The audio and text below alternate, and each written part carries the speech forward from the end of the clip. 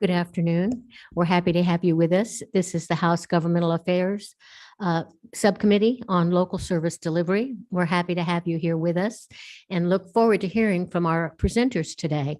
Before we get started, I'm going to take a moment because we have some new folks in here. If we're going to go through and let everybody here on the committee introduce themselves, who they are, where they represent, and that will help. We'll start, let's see, Representative Burnell. Good afternoon. I am State Representative Rhonda Bruneau, District 77 in Clayton County. Chairman Oliver. Mary Margaret Oliver, House District 82, middle of DeKalb. Representative Anderson. I'm Victor Anderson, representative for District 10, most of Habersham and most of White counties. Representative Blackman. Thank you, Madam Chair. Shaw Blackman, House to County. Representative Burnell. Maynard. Thank you, Madam Chair. Representative Misha Maynard, the City of Atlanta.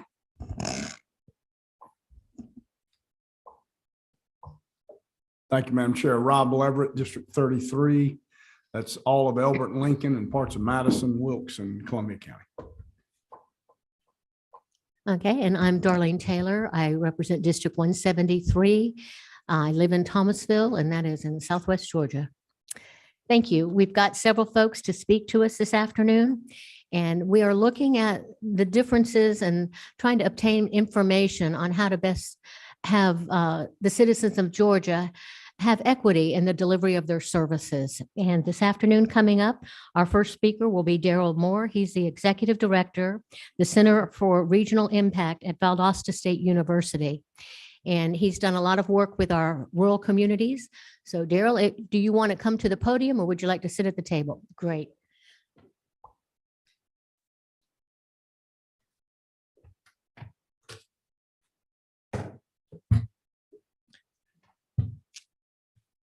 Thank you, Madam Chairman. Thank you for the opportunity to come visit with your committee this afternoon.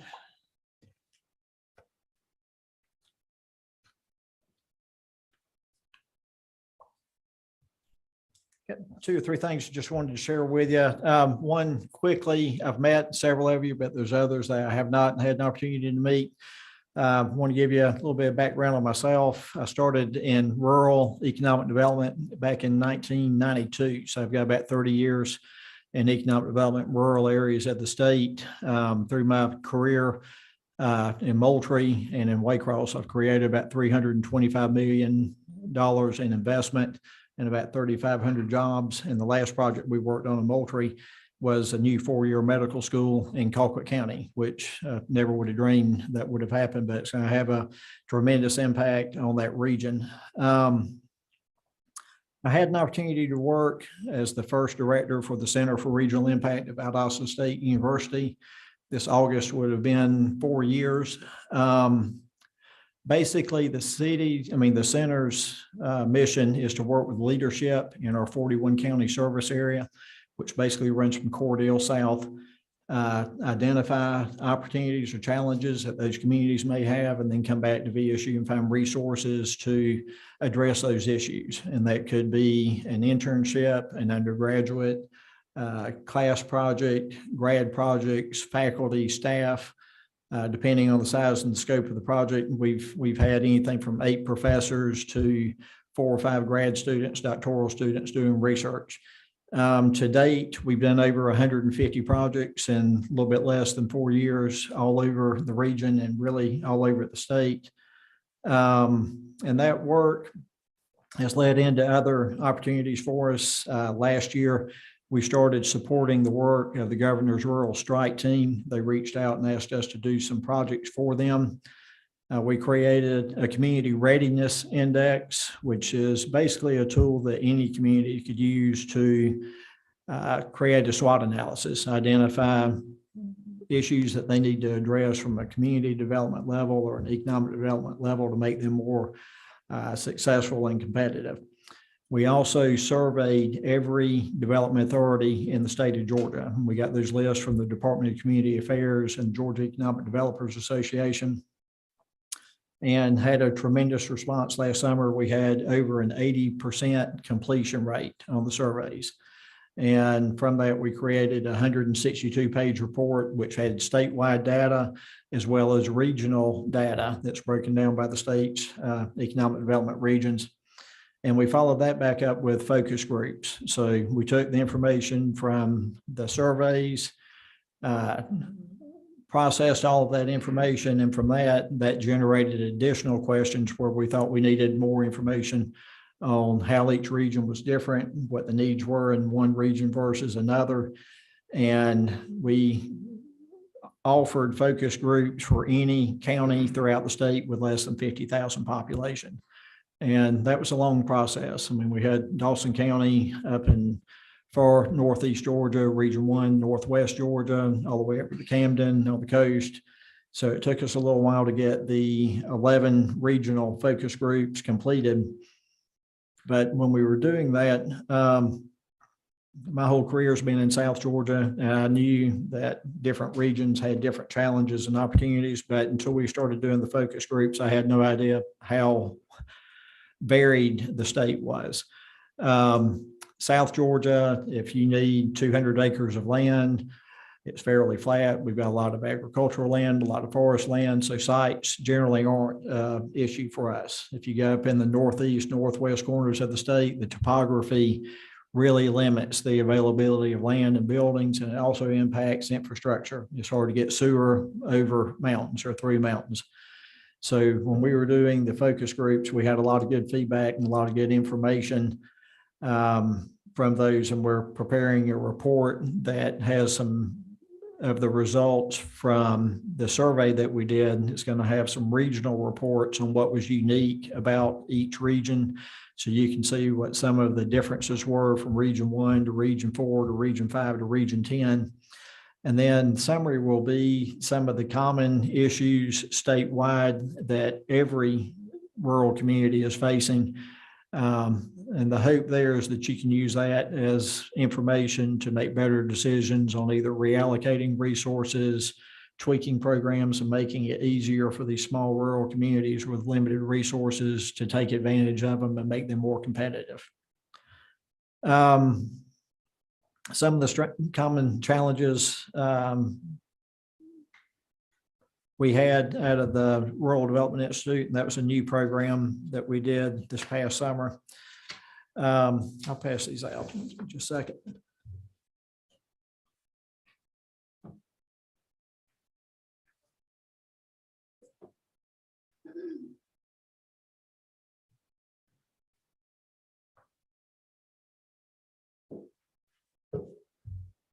Kind of a continuation of what we were doing with the strike team. We had an opportunity to host a Rural Development Institute first week in June. And I've been in economic development again for over 30 years. There's a lot of great training programs that are available throughout the state, from ACCG, from GMA, GEDA, and Department of Economic Development. But what we planned and put together was unique, and we wanted it to intentionally be unique.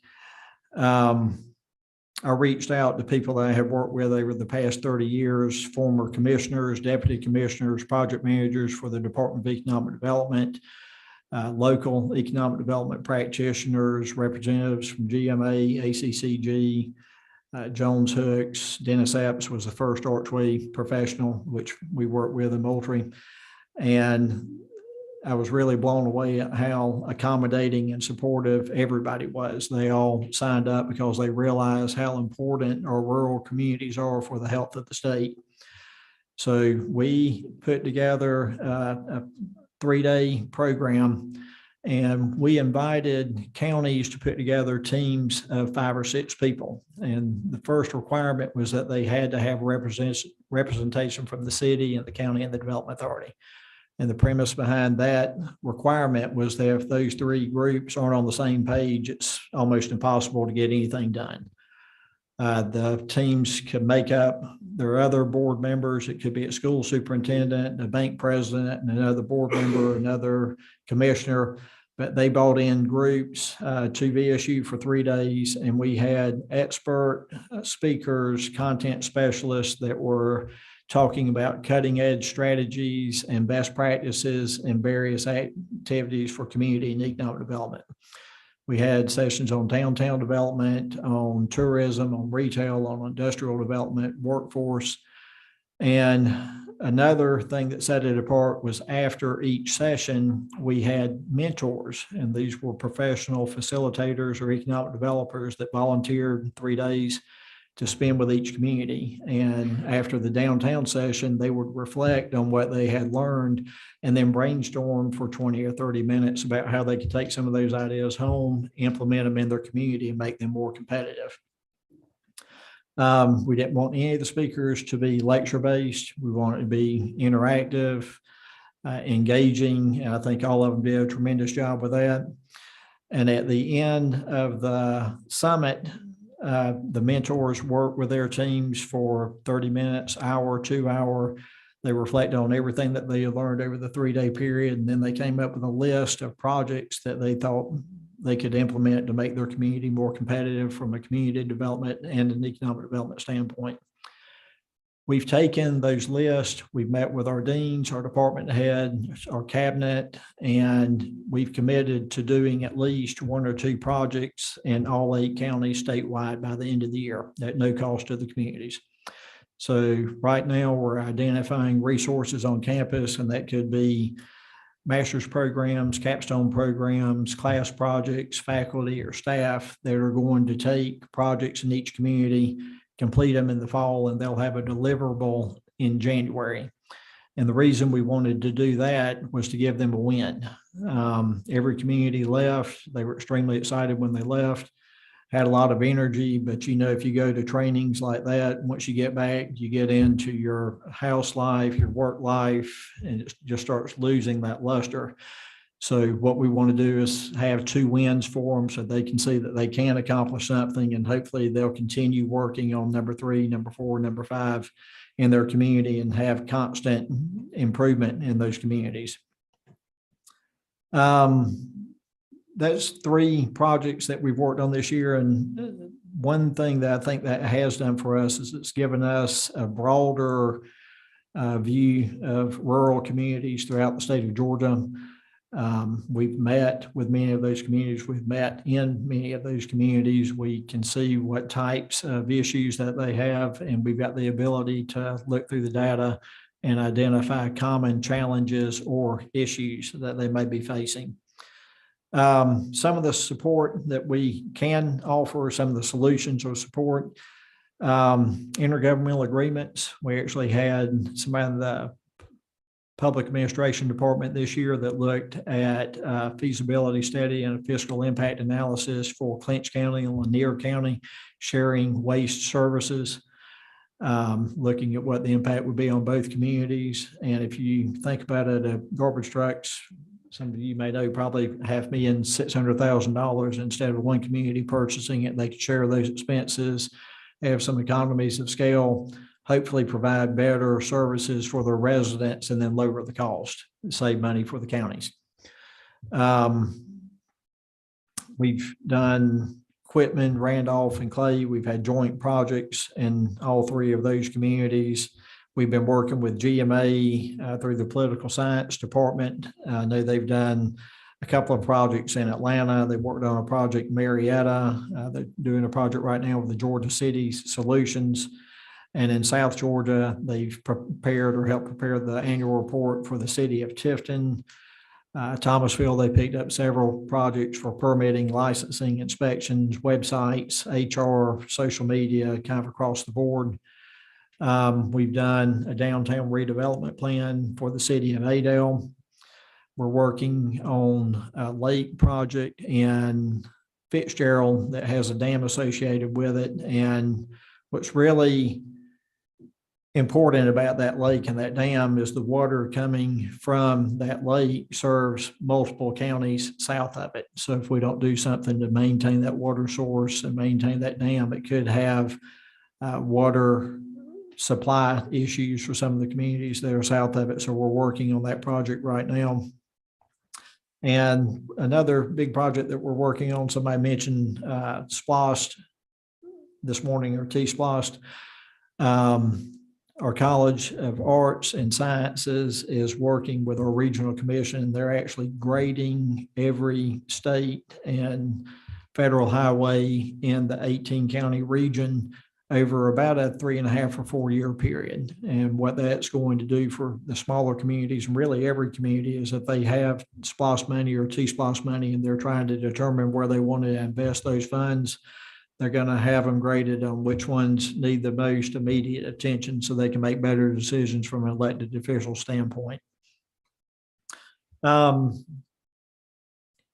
I was thankful I had some time to come in and listen this morning. Mr. Lewis from Quitman County, we've worked with him early on. When I first started at VSU, I knew nothing about academic and still don't know as much about academic. My background's business, economic development, but I was trying to familiarize myself with all of the resources that we had on campus. And as soon as that was complete, I actually went and met with leadership in all 41 counties and did that over about a 2-month period. So I had some time to spend in Quitman County, Randolph County, Stewart County, Terrell County, and our region, 41 counties, is all rural. You have Albany that's over 50,000, Valdosta is over 50,000, Lowndes, and then Camden is over 50,000. Every other county is 50 or less. So we represent or work with probably the largest rural group of communities in the state. When we were in Quitman, they were sharing a lot of the challenges that they had regarding workforce, their school system, their tax digest. And Mr. Lewis was here this morning. I think it was his son, 8 years old. And 3 or 4 years ago, we determined that if you had an 8-year-old, 10-year-old, 12-year-old kid in any of those counties, they can't play basketball. They can't play baseball. They can't play football. They don't have enough people to create a rec authority or rec department for them to compete. And one potential solution that we threw out then was to have a joint county recreational league where his son could get 8 or 9 other kids, put together a U10 basketball team. They could practice there, but then they would play surrounding counties on Thursday nights or Saturday nights. And that would be one example. I don't even know if you would have to have an intergovernmental agreement for something like that, but for those partnerships that you can leverage your limited local funds, leverage your resources, and provide services for your rural communities that they're not getting right now, they can't afford. I think there's dozens of other opportunities to partner on projects like that, some bigger, some smaller. Somebody had mentioned 911. That's seems like a good way to do it. And I know in Thomasville, Cairo, Moultrie, and Quitman, Mitchell, Camilla, they had a joint project for high-speed internet. They had CNS. They provided cable services when the other cable providers weren't willing to make that investment in those 4 cities. So they worked together to provide those services. And I think anything that this committee or the legislature can do to streamline those processes, remove any barriers that may exist. And again, I'm not familiar with those directly, but I know from an economic development standpoint, we've always encouraged regionalism and working together to get bigger projects. And the premise is the same here. If you can make it easier for communities to partner together, again, to provide better level of services for their citizens at a lower cost, I think that would be a big win from the committee and from the legislature. That's wonderful information. I do have a couple questions, and one of them I would say is, in your summit, you met with them, and I'm sure they came up with some results at the end. You may have just summarized it, just make it easier for them to work together. But are there any other things that you identified, specifics that can, what jumped to my mind, and it even came up when you're talking about the doing things through multiple communities. That particular area doesn't really have much of a transit, no transit. There's nothing there as far as a bus system. How can the kids get from Clay County to Randolph County? It's a great idea, but is there a means to make it happen? Those are the things, I guess, in your discovery, I've heard many times transportation is a big thing. Regional Commission has helped in that area. And each of those counties, I do believe, has some kind of a bus system through at least in my regional commission, it does. If you get as far up as equipment, they may not have it. But those are the kind of things we're trying to identify. What's going to help us save these counties? What are the things, did they have special things they asked for besides internet? Everybody needs that. Go ahead. That's a good point. And I know a lot of the regional commissions have the bus systems. Valdosta just developed a bus system. It's $2 a ride wherever. It's like a $2 taxi, which I thought was innovative. And I have shared that with other communities, but every community is unique. Equipment's not going to be like Valdosta. Valdosta's not going to be like Moultrie. Moultrie's not going to be like Tifton. And our goal is to make each community the best that they can be. And they all have unique challenges. They all have unique opportunities.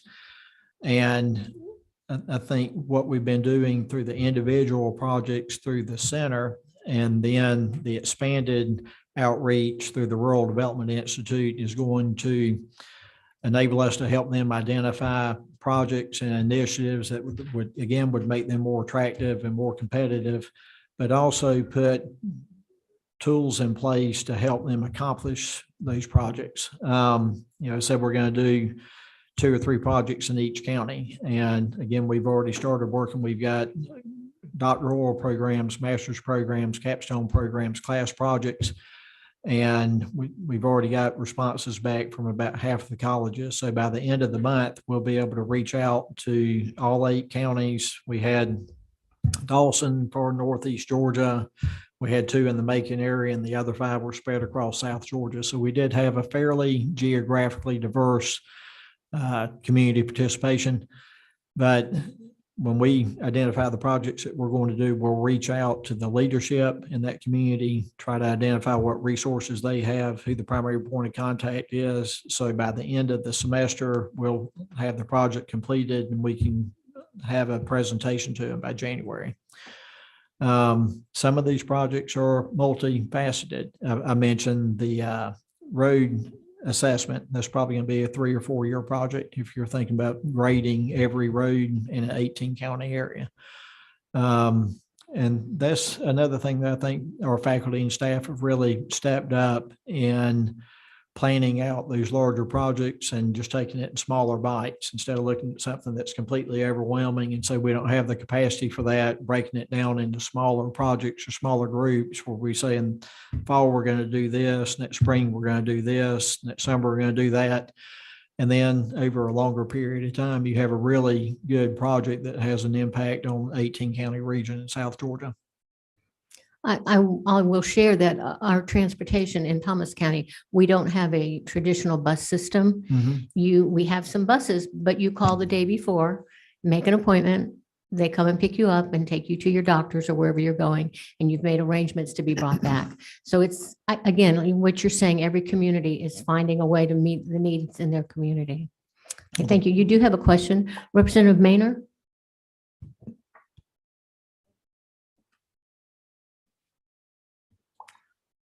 That was me. Thank you, Madam Chair. And thank you for the presentation. I have 3.5 questions. One of the questions is for the park situation and the students combining together to form a league with all the different counties. Was that because of the lack of students or the lack of resources why they needed to combine? I think it's both. I think the lack of students is the definite barrier. That county has less than 3,000 population. There aren't enough 8 to 10-year-olds in that county to have 2 teams. So the thought process behind that with Quitman and Clay and the other surrounding counties, they're all in this similar situation.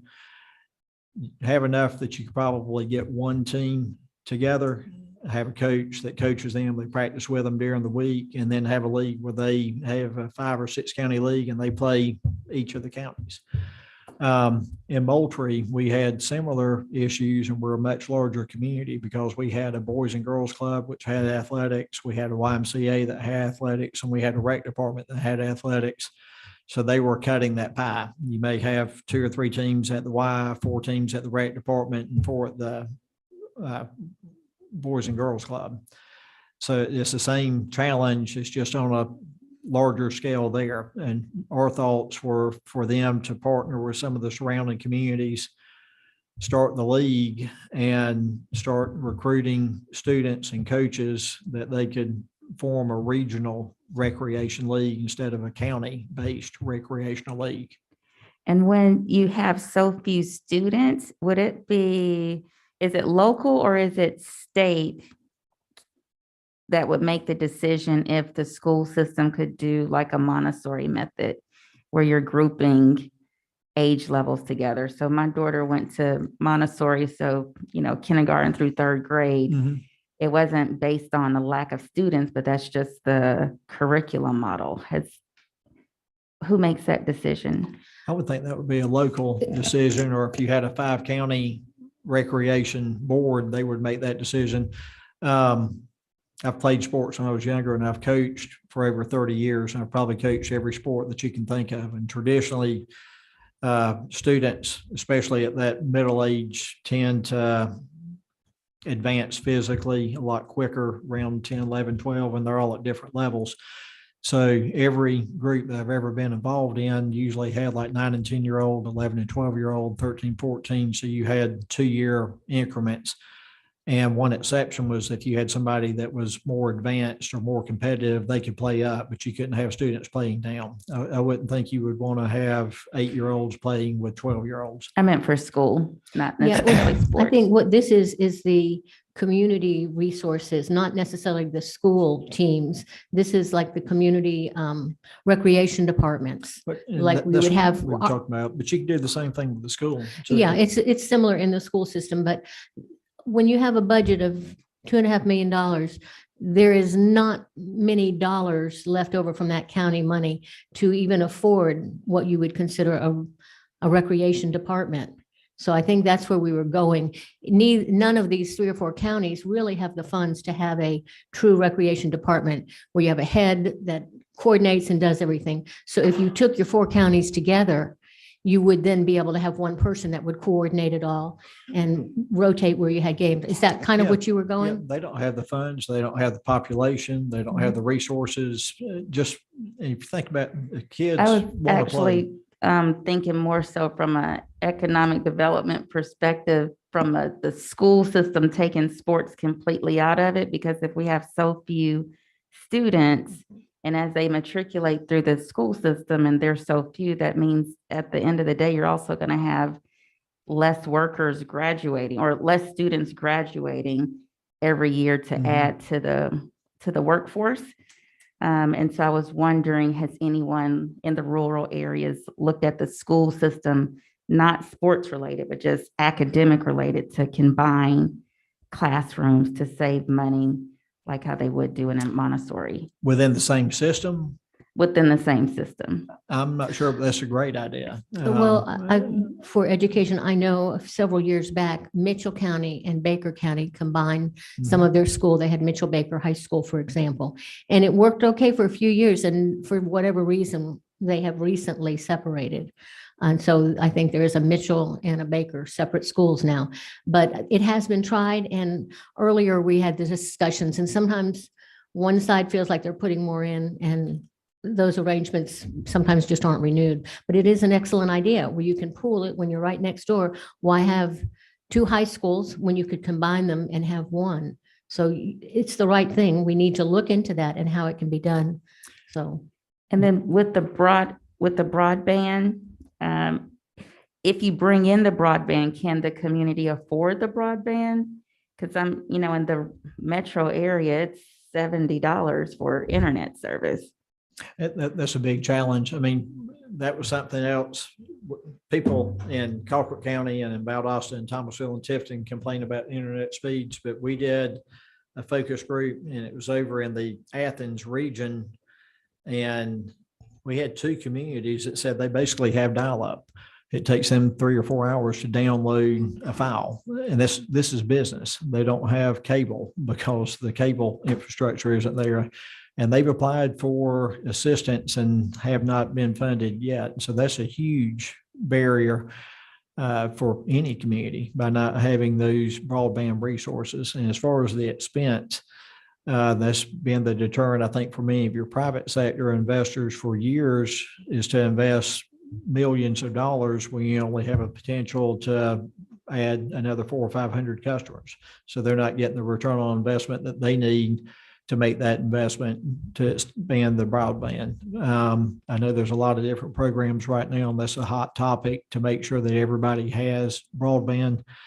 But unless you can find some way to subsidize it for those families that can't afford it, then they're still going to be left behind, even if it's right on the curb.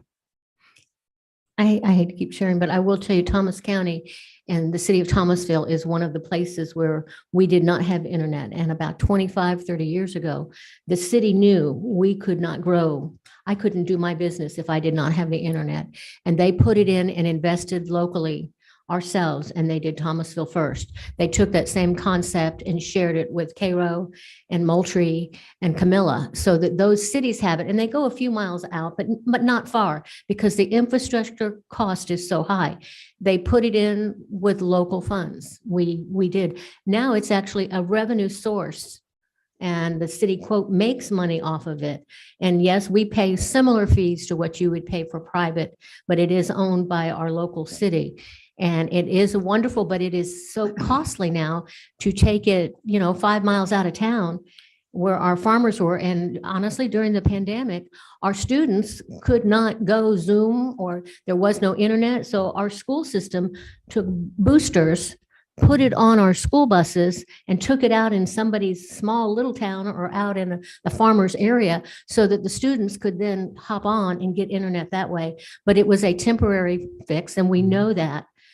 The internet is key. We will hear that over and over again, but the cooperation that those 4 communities have paid off for all of them. They all got it. Can you do that in every part of a city government? I don't know that we can. That worked, and it worked at that time for those cities. We've got to make sure that these locations buy into the concept. And again, our community was 44,000 people. So it's a little different when you've got 1,300 or you got 2,000. The same thing with our students. We have a lot more students. So I get what you're saying. We need to find ways for them to be able to share the resources and combine them. So yes. Do we have any other questions? Somebody else want to ask? I do really appreciate what Valdosta State has invested, and I hope you will keep track of what the identifiable problems are and how you're finding solutions. And as we work forward on this, we'll come back with you and ask you to share those with us. Hopefully by January, you'll have a lot of great information. We've had tremendous feedback from the mentors, from the speakers, from the participants. We surveyed the participants, and over 80% said that far exceeded their expectations. And we had 4 or 5 that said it was the best seminar that they had ever attended with government work, anything. So I think we've got a good foundation. We've got a lot of things that we can improve on, and we'll be accepting nominations for next year's class probably around February or March. So if you know a rural community that could benefit from it, please let us know. Thank you very much. We Thank you so appreciate much for that. your time to Thank you. spend with the committee. We do have another speaker coming up. We're happy to have Commissioner Kelly Gambrill, and she's a county commissioner from Cobb County. Would you prefer to sit? Please come forward to the table. Introduce yourself and give us a little background.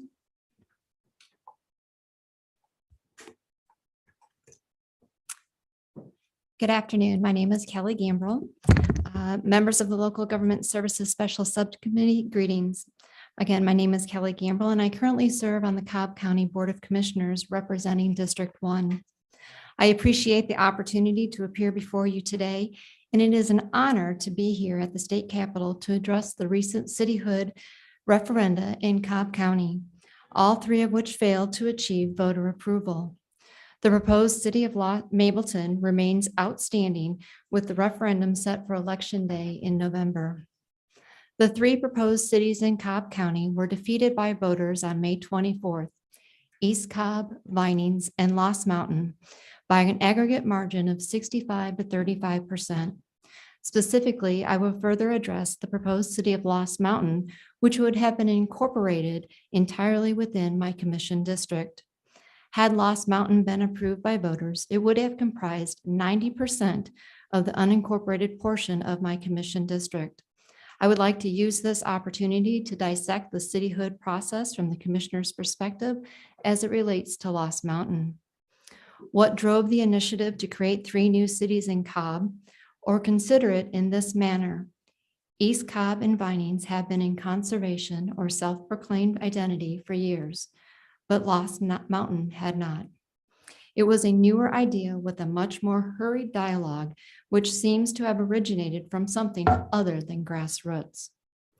Whatever the causation roots for Lost Mountain, at its premise were seemingly sound and clear intentions for control of very important obligations of local governments relating to zoning, which is an inherently local power.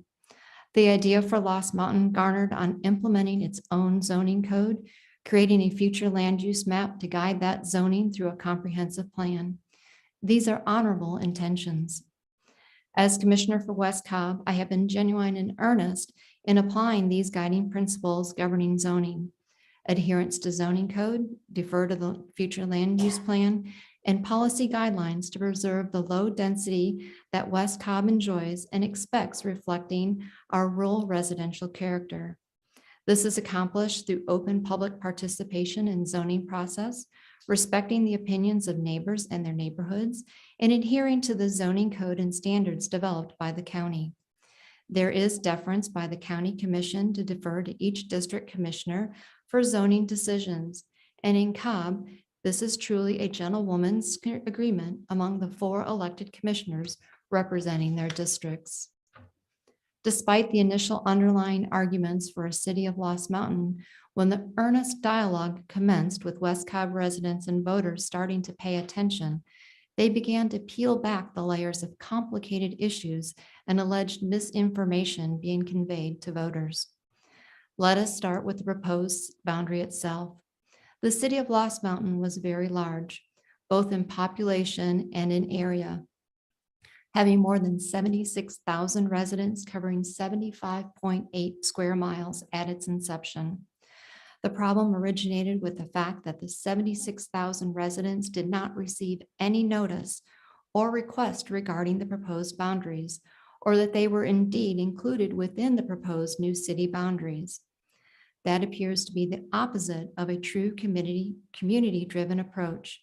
Instead of utilizing residents in this process and turning conversations about zoning control, it appeared that the cityhood movement was more driven by fears of threats stemming from big city crime, subsidized housing, laundromats or car washes, and even homelessness, all running rampant in West Cobb in their backyards, and there was nothing to be done except the safety a city would maybe provide. People were generally told to be afraid of the evil county commission. It was a strategy to promote mistrust in government by bringing people closer to their own government. The shenanigans in Washington, D.C. was the measure to promote the existential distrust of government in general. All this despite the fact that zoning is only one factor in development. It is seriously about existing infrastructure, or in the case of the area contained within the proposed city boundaries of the city of Lost Mountain, the actual lack of infrastructure, such as sewer and roadways, which dictates the type, size, and scope of development. Further, the future land use map has a significant portion of the proposed city as very low density residential, which is up to 2 units per acre of residential development. Why VLDR? Besides the existing and desired residential developments in West Cobb, this area has sewer availability on a widely scattered basis. Most areas where sewer is not available is due to very difficult topography of the land, or may never require sewer service based on large lots that are able to accomplish or accompany septic. West Cobb is not served by public transportation, nor will we be anytime in the future, according to the comprehensive transportation plan that have been approved by the Board of Commissioners and submitted to the Atlanta Region Commission as required by state law. While Cobb County may have undeveloped land, it does not have the potential future growth as typically found in cities. This again is supported by the 2040 Comprehensive Plan and small area policy guidelines, which help manage growth. All of it blurred into what felt like a movement was an effort to discuss me, the district commissioner, as a proxy for the extreme displeasure aimed at the county's chairwoman. Everything possible was thrown at the county: billboards, mass transit, multifamily developments, subsidized housing, tree clearing, unified development codes, even claims that 1.58 units per acre was high density and a trespass on their property rights. There were even hints of diminished property rights for owners of less than 2 acres. From my perspective and the county's, there were promises being made by the city proponents that the new city would be better equipped to preserve and save West Cobb from the harms of government. But with additional government services such as more traffic signals, weekly road sweeping, better parks and programming, code enforcement, and this was despite the fact they were placing vote yes signs illegally in trees and in right-of-ways, sidewalks, and additional road projects. With guarantees of no new taxes or millage increases, how can cities provide such increased services? The promise is made by relying solely upon franchise fees, but is that realistic? Or is it fair to assert that the cities with minimally light services can then just expect that their county to contractually provide these services at a reasonable government rate? That appears to actually be the design and expectation, to the detriment of all residents, not just those tethered into the new city. How are the promises of new cities so misconveyed? Do the feasibility studies contemplate these important service deliveries? State law requires counties and cities to address these issues in a clear and transparent manner.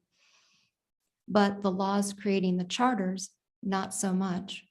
The study should directly address how new cities affect the counties from which they are created and how it impacts other cities in the county, including their fiscal impact or even their desire for annexation and expansion.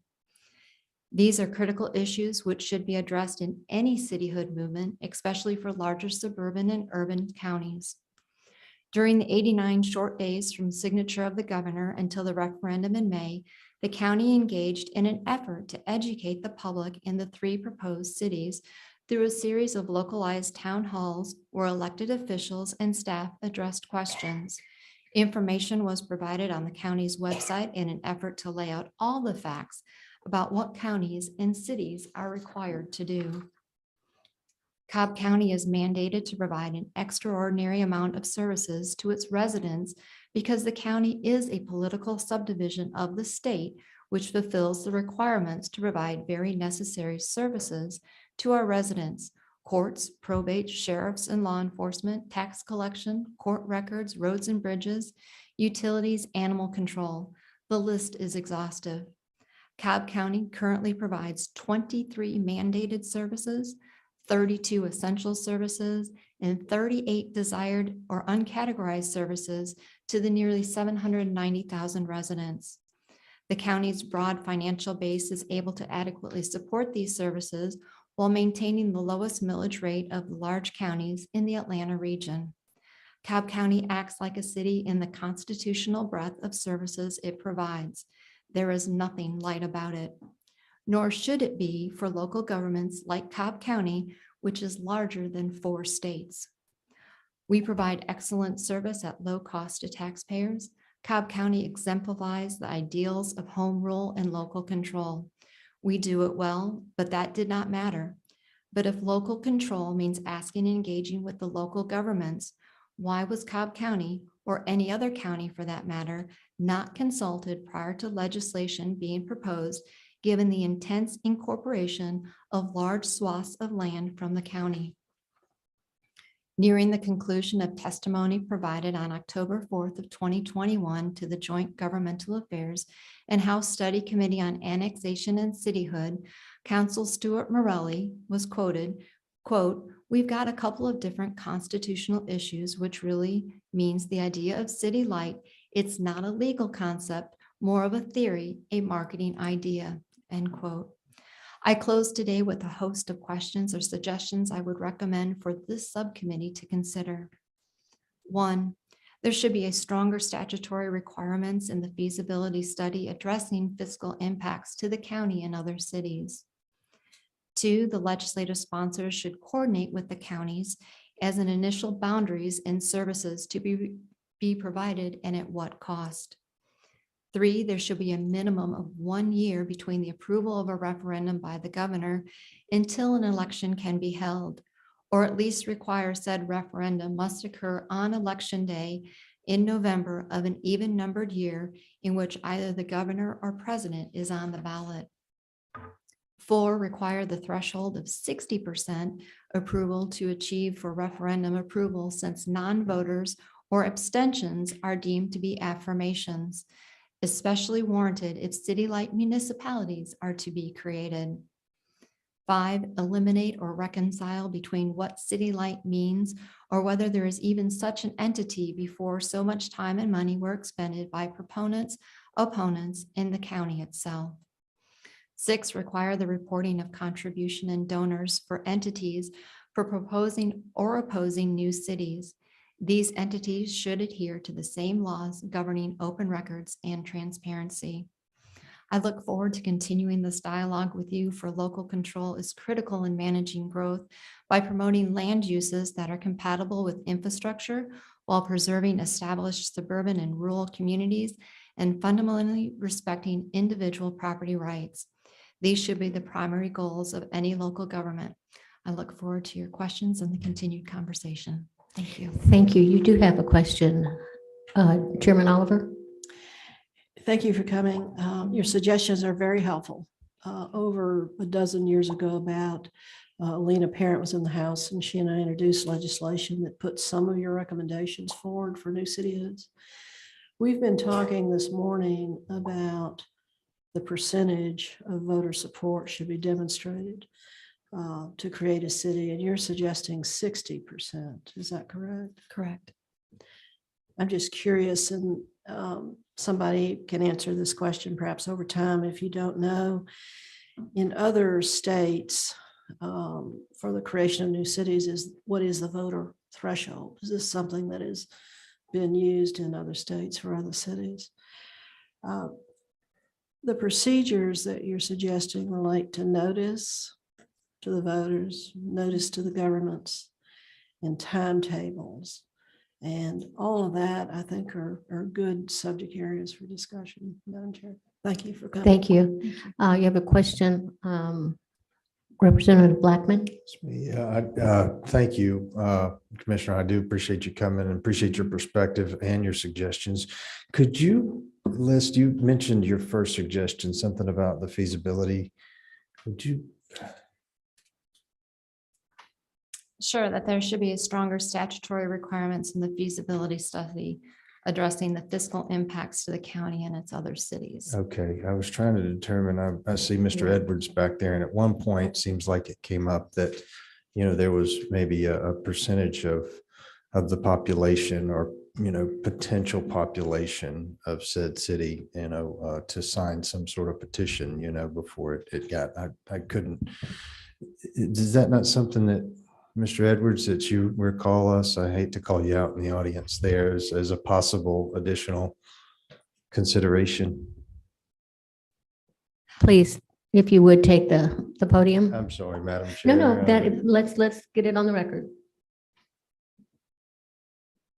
Commissioner, you didn't list that one though, did you? No, I did not, but that would be one that would be acceptable to explore further. Well, I have, I'm Todd Edwards with the Association of County Commissioners of Georgia. As stated earlier, this committee or subcommittee thereof looked at new cities annexation last legislative session, we had argued, and again, we don't become, just for the record, involved in any individual new city being proposed, but instead state law or the procedures by which new cities are created.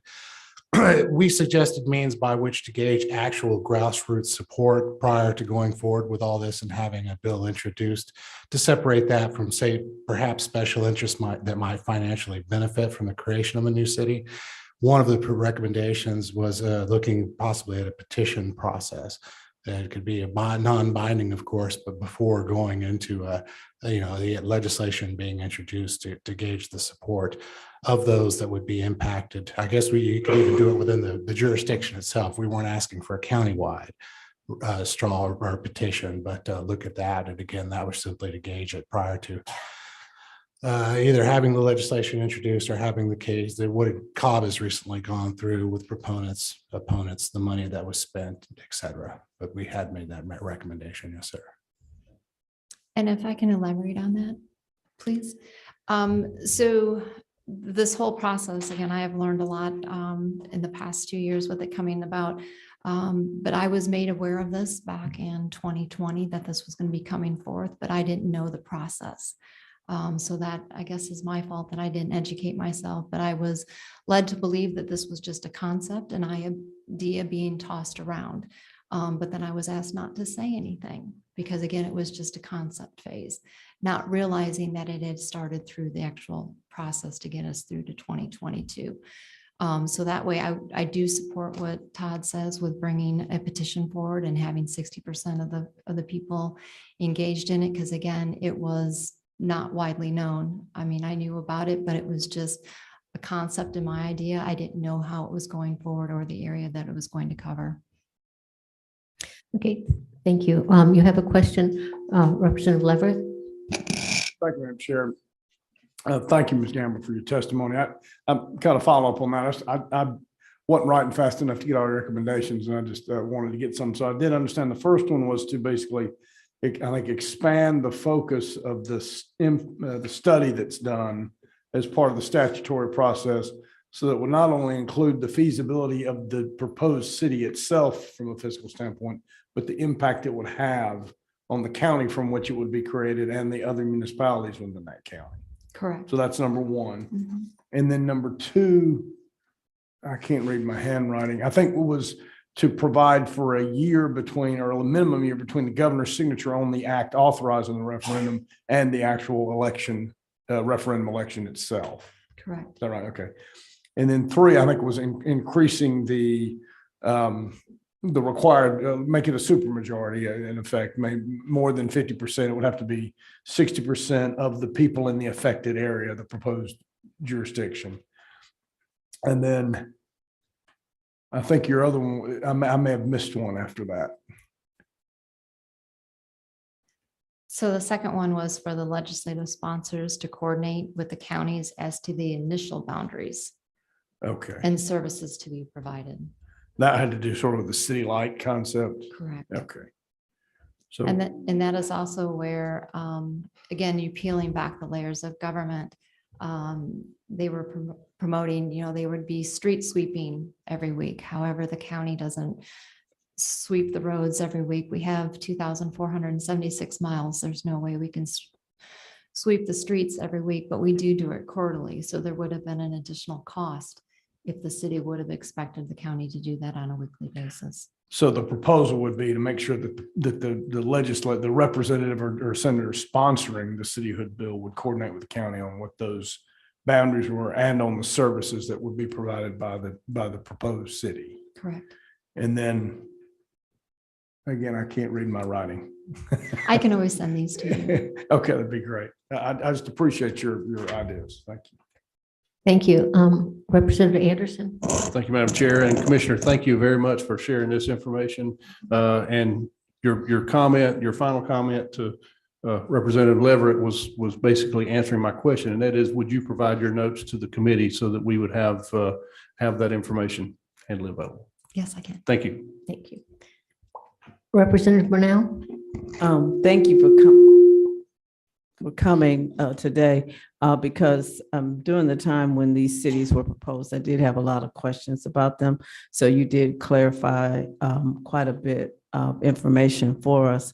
And I guess going forward, we need to really make sure that we listen to all parties, even if we're making a decision to put it on the ballot to vote. Because I think that for these cities in particular, I don't think the residents really knew of all the implications and the fact that they were worried about the commissioners more so than the residents themselves. So thank you for coming. Representative Maynard? Thank you, Madam Chair. I thank you too, Commissioner, for coming because being on the subcommittee that heard the cityhood bills that came through, you know, one of the questions that I had was I didn't understand why Cobb County in particular had not done their feasibility study ahead of time. But now you have cleared that up because not necessarily you, but someone didn't know that it needed to be done. And so part of the reason why I even voted for the constituents to be able to decide if they wanted a cityhood was because the steps just were not complete in a timely manner. I guess that's the best way I can say it. And so it would have been very helpful in my vote anyway, if someone from the county said, you know what, we just didn't know, that would have been helpful for me. So just future reference, sometimes admitting that you don't know may completely change a vote. Right. Thank you. I have just a couple of questions and kind of comments. I think as a county, you said you have 700,000 in population. 790. Okay, how many people are in your district? How many people do you represent in your commission district? So I represent approximately 186,000 individuals. That's a lot. Mhm. That's one of the issues we've talked about today, local representation.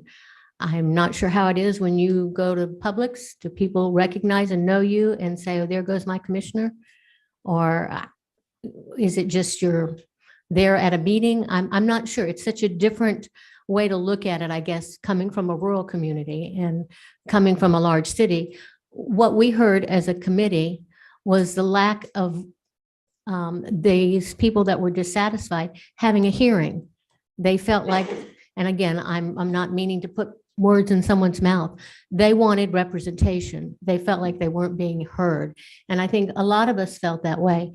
Let the local people make their decision. So it was not a who wants what. It was answering dissatisfied constituents. And I think the county had to recognize there was something wrong. You're the commissioner. You would hear from your constituents just like I hear from mine. You just have a whole lot more than I do. So it's kind of a hard place to be, but we do recognize that there needs to be a thorough screening. There needs to be a lot there reviewed and looked at. And it goes back to something I think Representative Brunel said, communications. We've talked about that on and off all day. We have to make sure that our citizens not only hear us, but that we hear them too.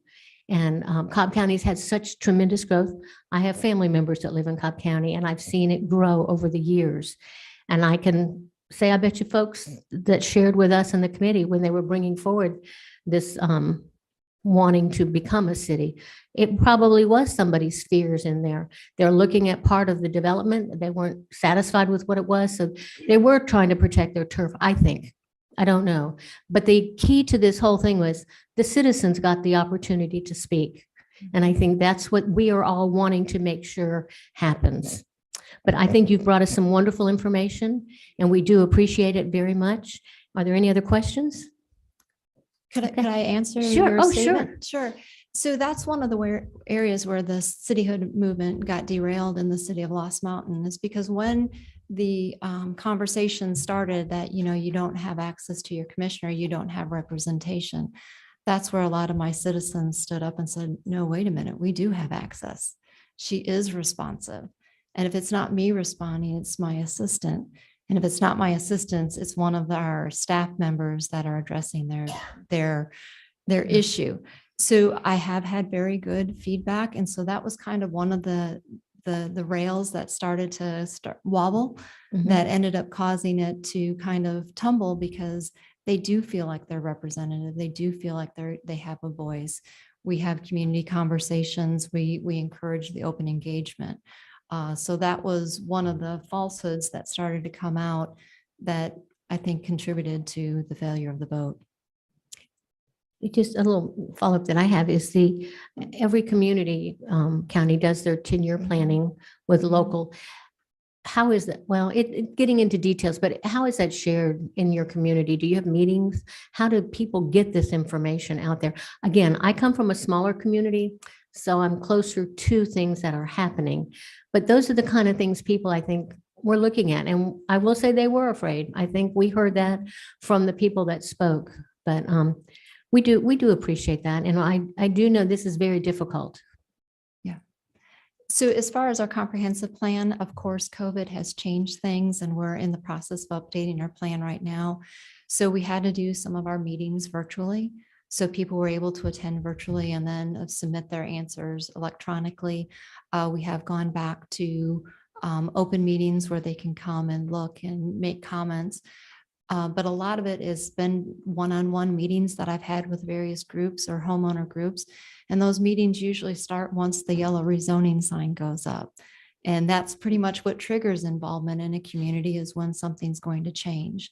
So every time a rezoning sign used to come up, we would have these conversations. We would educate our constituents, and it's just grown from there. So there's a wide understanding of the comprehensive plan, how it's used.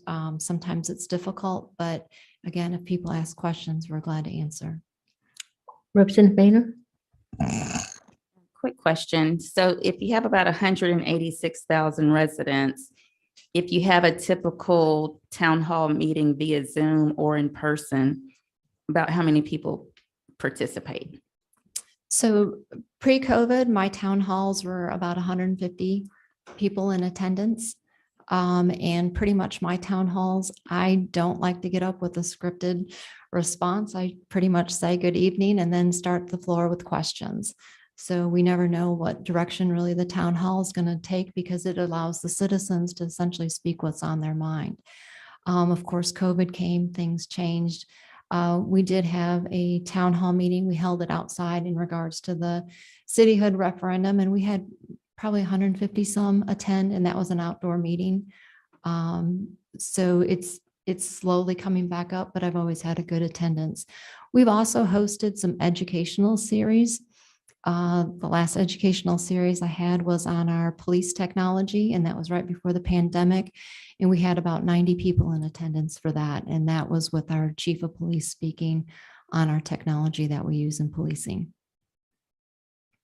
Thank you very much. We appreciate your coming and sharing with us today. You're welcome. Thank you. Thank you.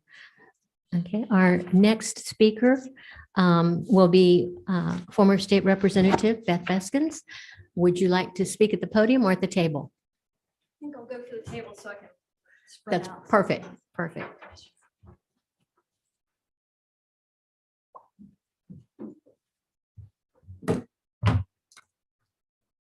If you would introduce yourself and right ahead. Okay, thank you very much for inviting me here today. Madam Chair, I'm Beth Beskin. I did serve as a state representative here from 2015 to 2019. I represented House District 54, which was all within the city of Atlanta. So I think in that regard, my district would be similar to what Representative Mainer's is now as House District 56. Is that your district? And it's completely within the city of Atlanta, correct?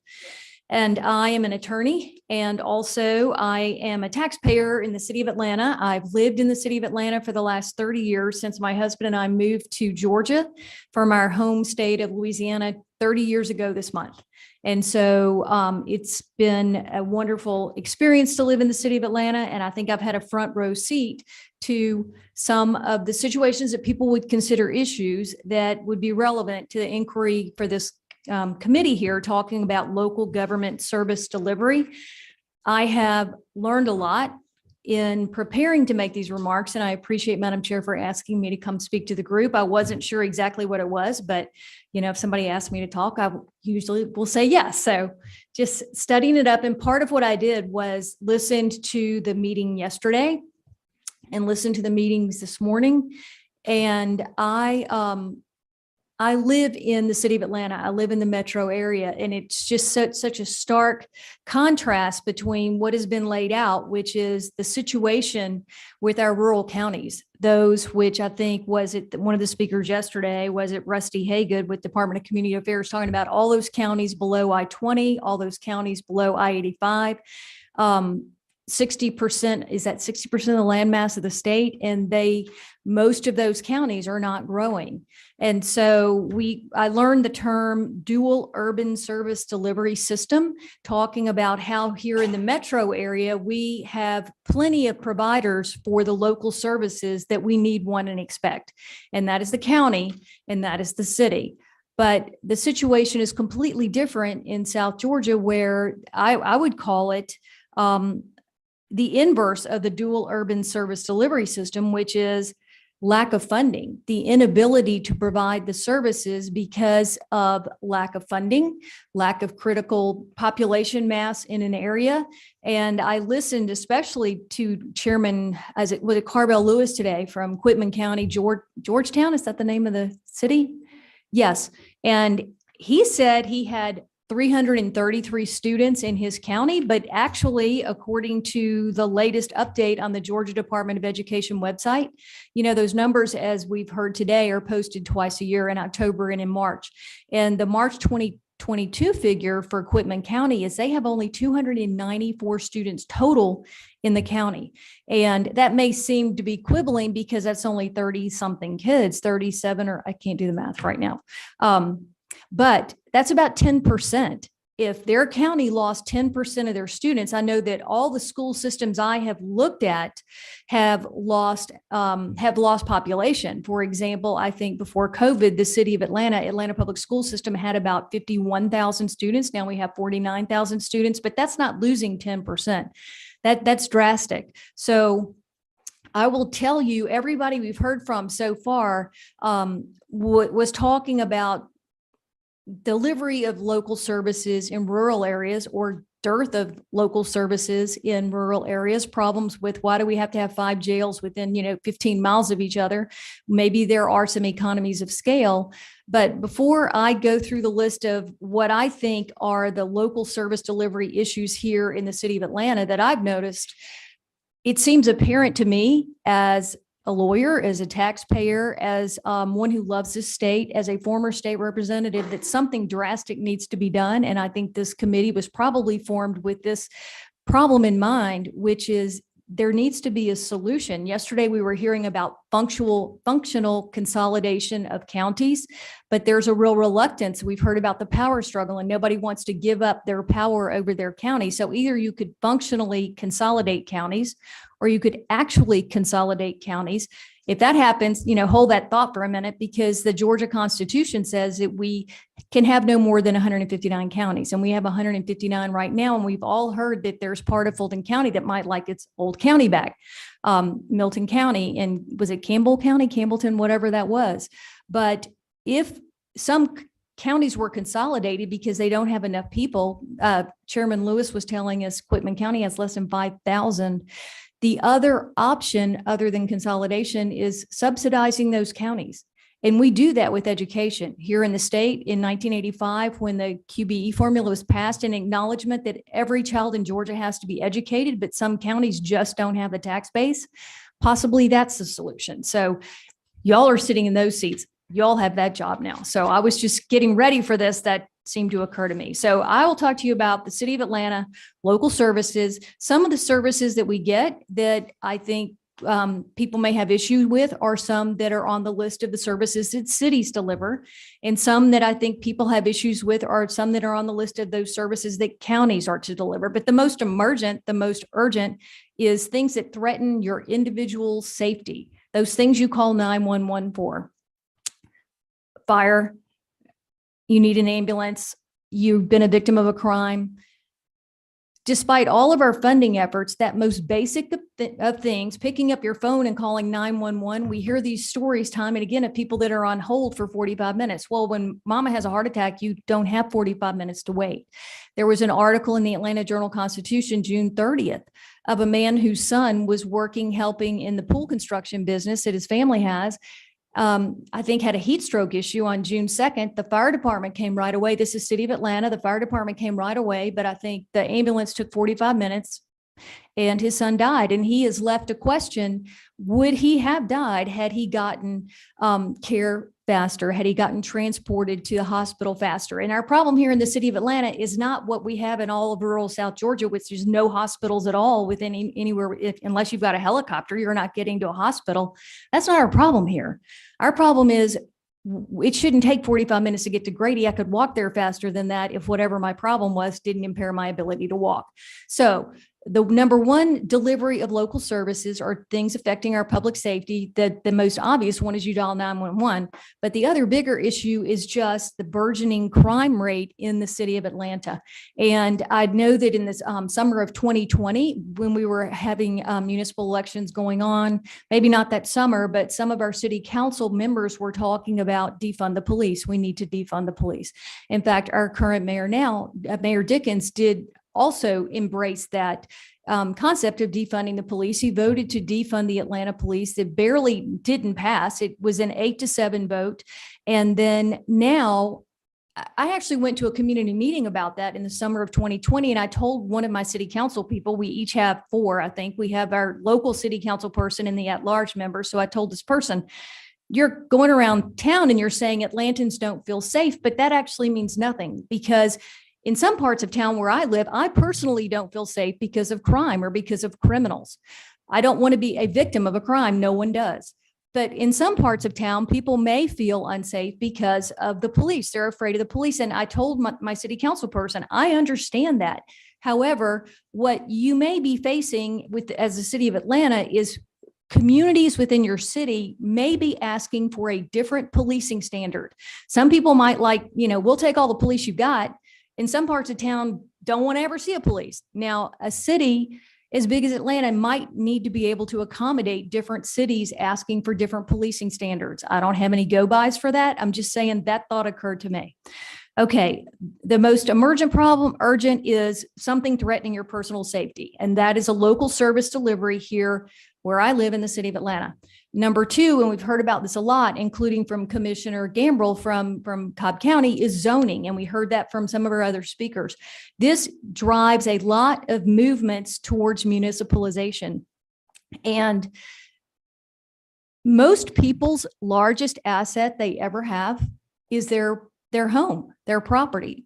And it's really important to people that we protect their property values, that the financial decisions they've made based on the zoning laws in existence around which they have ordered their affairs. So last year and the year before, it was time for Atlanta to reevaluate the comprehensive development plan. And there was a real push by the admitted progressives within the city of Atlanta to really impact zoning. And one of the things that would have been done would be a wholesale blanket rezoning of the city away from R4 residential 4 zoning to high density zoning, at least within a half a mile of transit, within half a mile of a MARTA station. So I got in my car and with my odometer left the Lindbergh MARTA station and drove over, turned right on Lindbergh, turned right on Sharondale into Garden Hills neighborhood. And there's 4 houses on that street that are within 1/2 mile of the MARTA station. Each of those houses under that proposed redevelopment, either of the ordinances or the comprehensive development plan redevelopment, could have been turned into what I would call a dodecaplex, a 12-plex. You've heard of a duplex, a triplex, a quadplex. Each home, I think, unless somebody's telling me I'm reading the statute wrong, each home could be 12. And the best part, the icing on the cake, is that you don't have to have parking. Somehow somebody's decided parking is evil. Well, no, somebody's decided cars are evil, therefore parking is evil. So if we get rid of parking, we'll get rid of cars. That's how that thought process goes. But what I envision is at the end of Sharondale in Garden Hills, you're going to have what used to be four nice little houses are now 48 families living in there. And if each of those have 2 cars, that's 96 cars with no place to park. That is why last year I teamed up with former State Representative Bob Irvin, and we came to this committee and we helped sponsor a bill through Chuck Martin that ended up passing by being attached to House Bill 1405 to hopefully head off this blanket rezoning of the city of Atlanta, because it would fundamentally change the residential character of so many neighborhoods so many Atlantans are so fond of. And I understand the impetus behind it. I've read the book, The Color of Law by Richard Rothstein. I understand how there are tensions between the different interests, but as someone who loves our neighborhoods in the city of Atlanta, that really galvanized me and a lot of my neighbors. Okay, number three, and we've heard some about this, local issues that really impact us here in the city of Atlanta fall in the bucket of code enforcement. It can be something as big as right now, it is all over the news, the tragedy, the travesty of what's going on with the Forest Cove apartments, which are down there near the federal prison, which is right next door to Thomasville Heights Elementary School, which are condemned. And rightly so, the city said that these living conditions are deplorable, have to shut this down. But then the city somehow has an obligation to relocate all of those families. And it's like, it's gone full circle, because we used to have public housing. We used to have public housing in Atlanta. We don't really anymore. The Olympics were a big inflection point there, but now the city is undertaking ownership of guaranteeing the security and well-being of these families. And so we heard from Department of Community Affairs about so many of their focuses, but I think within the city of Atlanta, a lot of those functions like housing affordability, housing rehab have been taken over by the city. Code enforcement. This is as minor as one thing that's really bothering me now that, we've got 12 people left in the room, is graffiti, the proliferation of graffiti. I think it is an indicator of civic lack of good health. I think that if you put graffiti on your own barn, that's artwork. But if you put graffiti on public property, that is a crime. And there is a statute in the city of Atlanta prohibiting that. And I think that as I've driven back into town Atlanta recently, after having been gone for a few weeks, there's new graffiti everywhere, big graffiti, tag graffiti. And I'm just saying to anybody who's listening, who has authority over that, I think it was policed pretty well under some of our prior mayors who would get right out there with the paint or whatever. It's not very aesthetic looking, but just paint it over, because within the graffiti producing community, it's like a tag, and there's this pride in, look at my big thing I just put on the freeway right there. But I think it looks like a dystopian society. I personally don't like it. That comes under code enforcement. Number four, kind of a pet peeve of mine I never understood. Here in the city of Atlanta in 2015, we passed what we thought was a big bond issue, which is kind of minuscule in hindsight, but it was a $250 million Renew Atlanta bond, and it came with a project list. One of those projects, I'm pretty sure, was a street near me, Howell Mill Road. We were going to get complete streets. Well, the street is a complete pothole right now. And we were going to get beautiful sidewalks and benches and planters, none of which really mattered to me. What really matters to me is when I drive down the road, I don't break my axle. And so somehow we never really got Howell Mill Road repaved. And then before I knew it, I'm driving around town and I see these signs that get erected beside the road that say Renew/T-Splost. So somehow the city admitted that the $250 million didn't cover nearly the project list. So somehow let's roll it into the pot with T-Splost. And now all of a sudden we'll explain to people why they didn't get these projects they were promised. But I don't understand how you can combine a municipal bond pot of money with sales tax. That doesn't make any sense to me. So somebody explain that to me. And one more, I think it's important for this committee, local service delivery, and we've heard about schools and schools that don't have a critical mass, and the school in Quitman County that now has 294 students total. Administration of schools can drive populations and drive population distributions and decisions. And I think there's no clearer manifestation of that than to look at the numbers here in the metro area. And I would tell you some numbers from Fulton County versus Cobb County and DeKalb County. Fulton County has about 1 million people, 1.1 million people now. Not quite half of those live in the city of Atlanta, and a little more than half of those live in Fulton, not in the city of Atlanta. Well, have you ever asked yourself why the city of Atlanta school system only has 49,000 students, whereas the Fulton County school system has 90,000 students? And I picked these numbers up recently because all the school systems have gone down after COVID. But Atlanta has 49,732 students and has 510,000 people. Fulton, not Atlanta, has 594,000 people and has 90,000 students. So what does that mean? It means I live in the city of Atlanta. 9.7% of the Atlanta population is someone who attends APS, whereas 15% of the Fulton County population, not Atlanta, is someone who attends a Fulton County school system. So what is it about the city of Atlanta? Are Atlantans infertile? Do Atlantans decide to?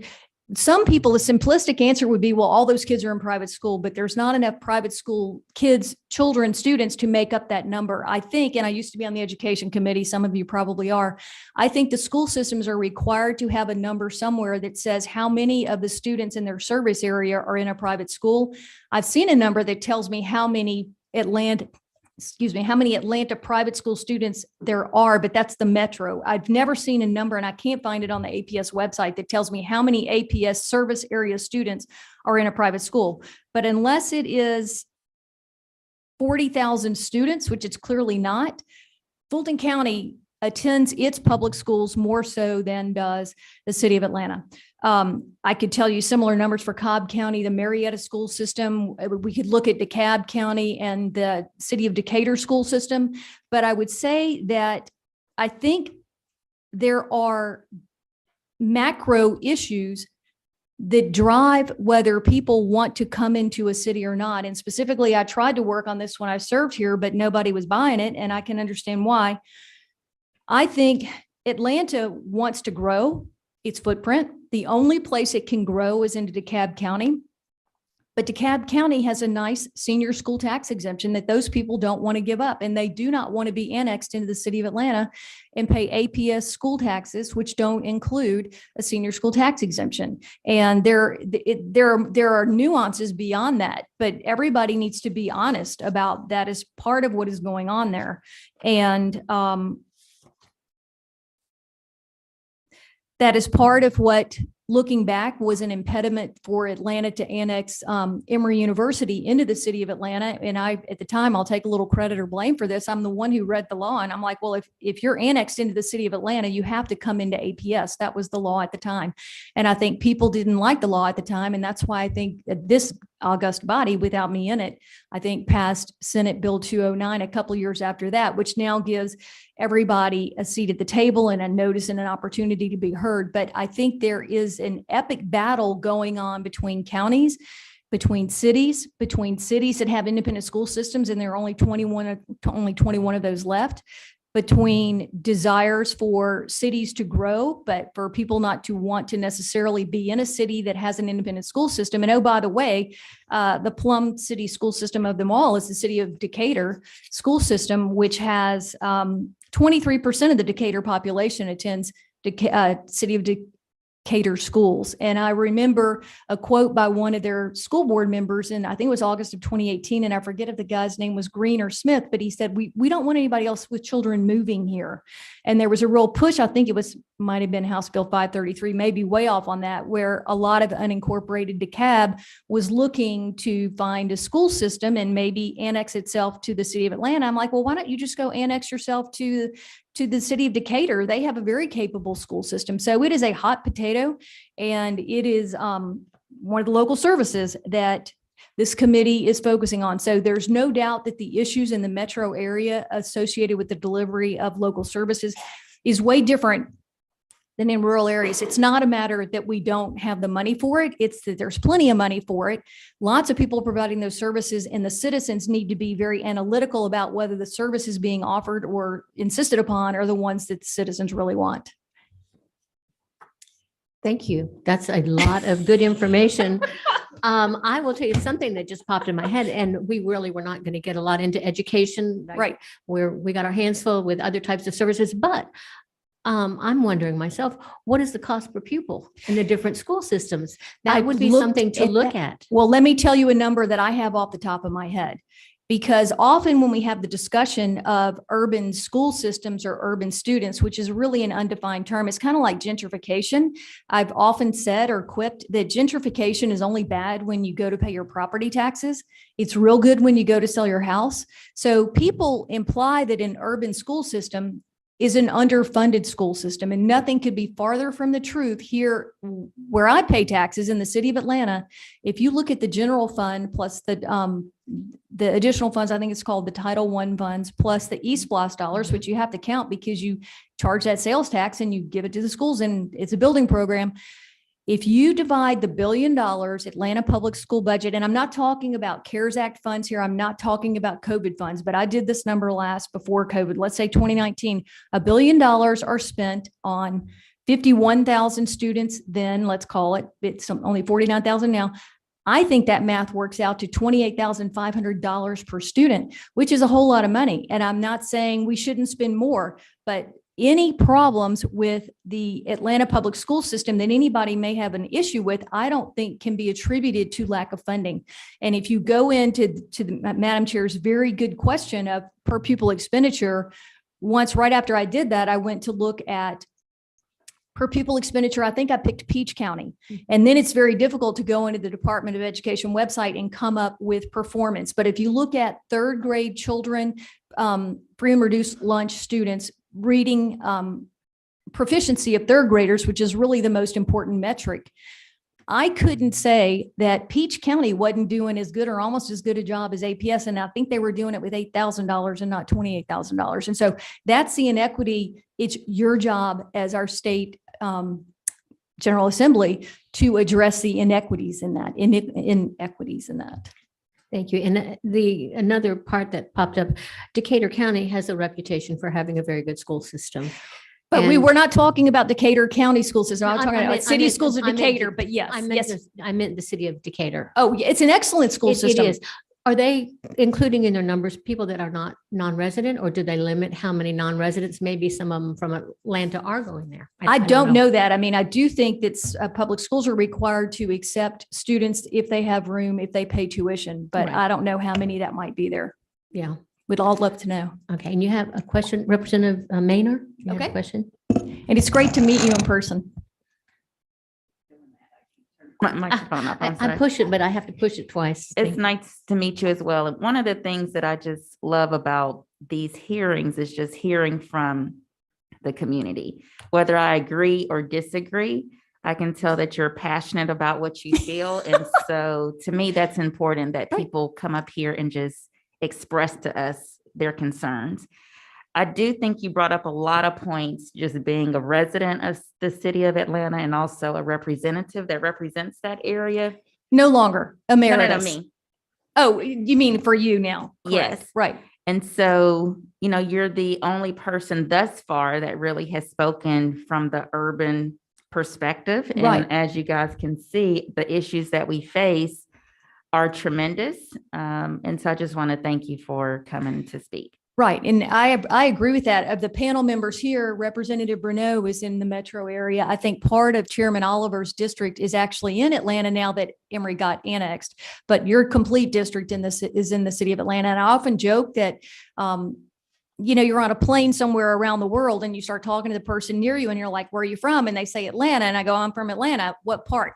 I'm like, no, really, I live in Atlanta. And they say they live in Swanee. And I'm like, well, that's great, but Swanee is not Atlanta. It's Atlanta, but unless you live in the city of Atlanta, it is a specific set of issues and specific set of millage rates for all of the services that we get. And I think it's fair for us to remind people, unless you live in the city of Atlanta and pay our taxes, it's a different thing.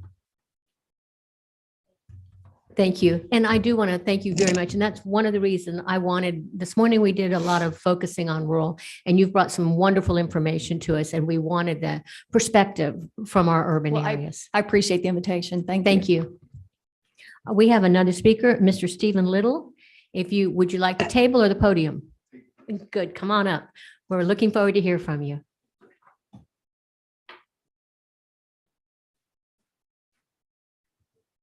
If you would share your name and a little bit about you. Okay.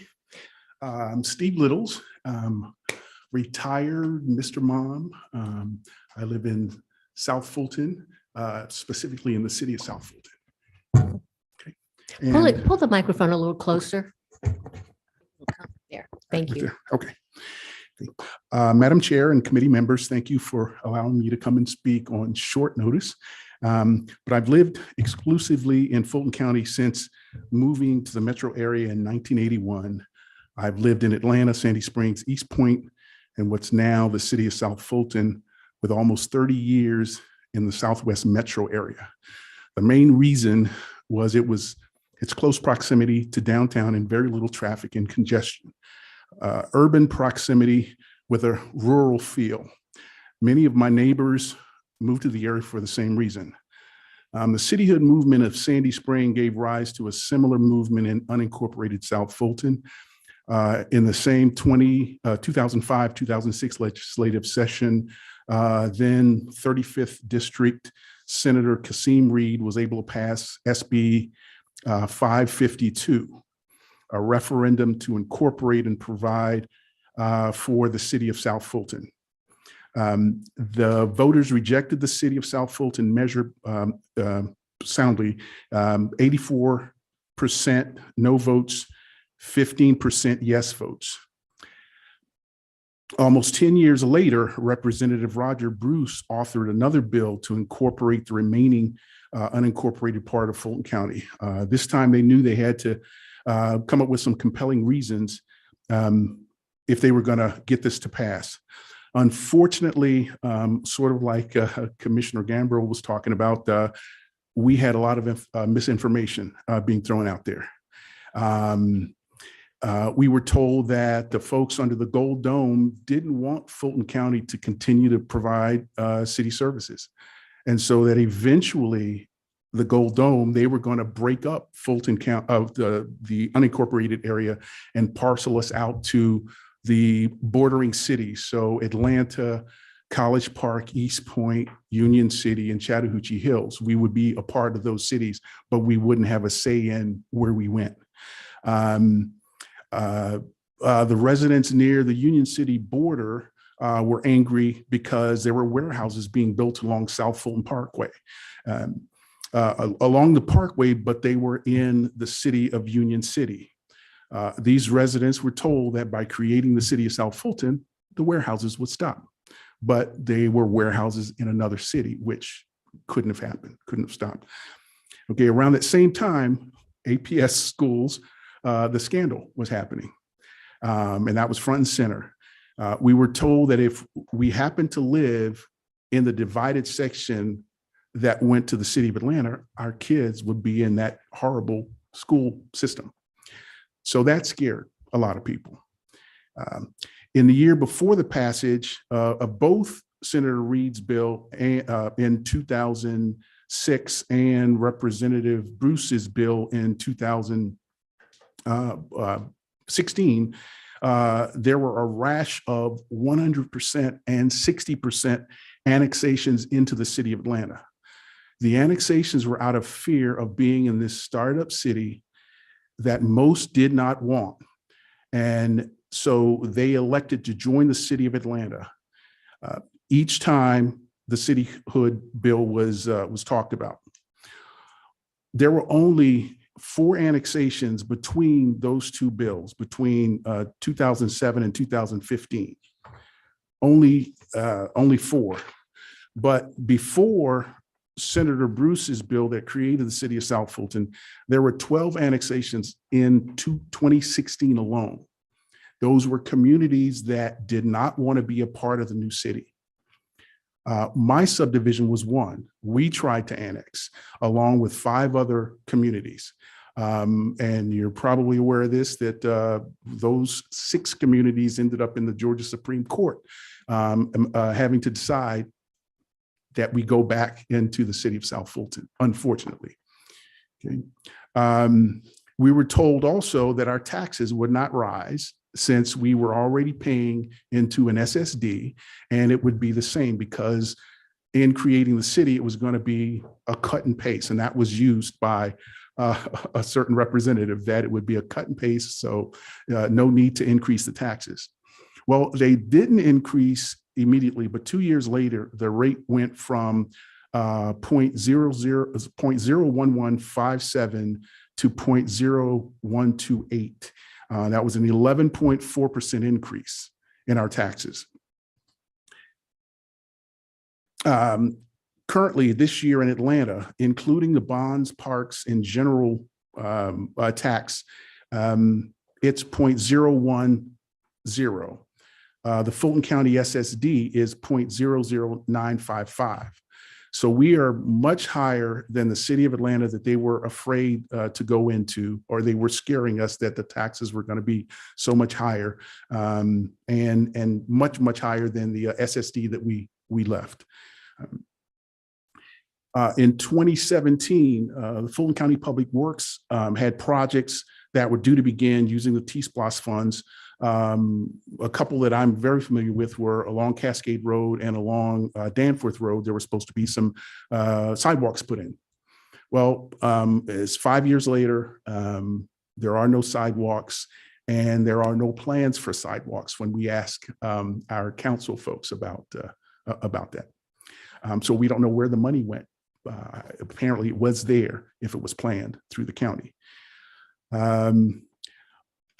So after that, we had Cascade Road being closed for 2.5 years. This was right outside of my subdivision. So we had to go either up Fulton Industrial Boulevard to I-20 to go into town, or go south to Campbellton Road and then go over, and added an extra at least 15 to 25 minutes just going to and from our home because the road was closed. Well, it was closed because a culvert needed to be replaced, and the city did not have the funds to do it. So until they got money from the state, it just sat closed.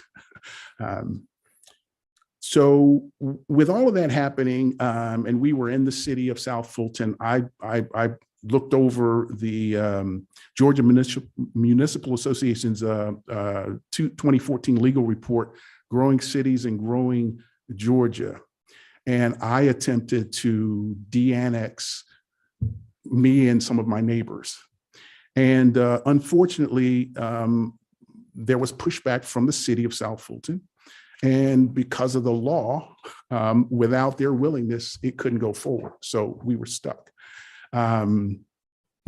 So I'm here today to ask that either some changes be done to the de-annexation law, and to possibly have some of you all possibly write a referendum allowing at least the people in the District 1, District 2 of the city of South Fulton to give us a chance to vote on either de-annexing back to unincorporated Fulton County, which we were totally happy with, or if we have to go into a city, we would rather go into the city of Atlanta.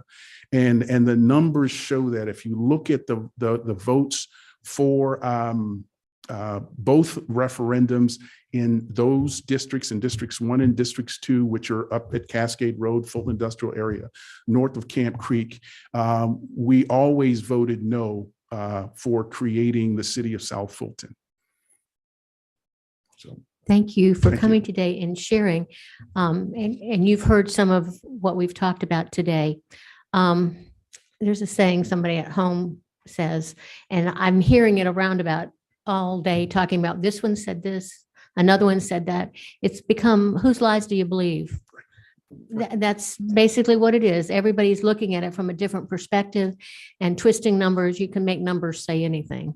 And I feel your pain. I feel your plight.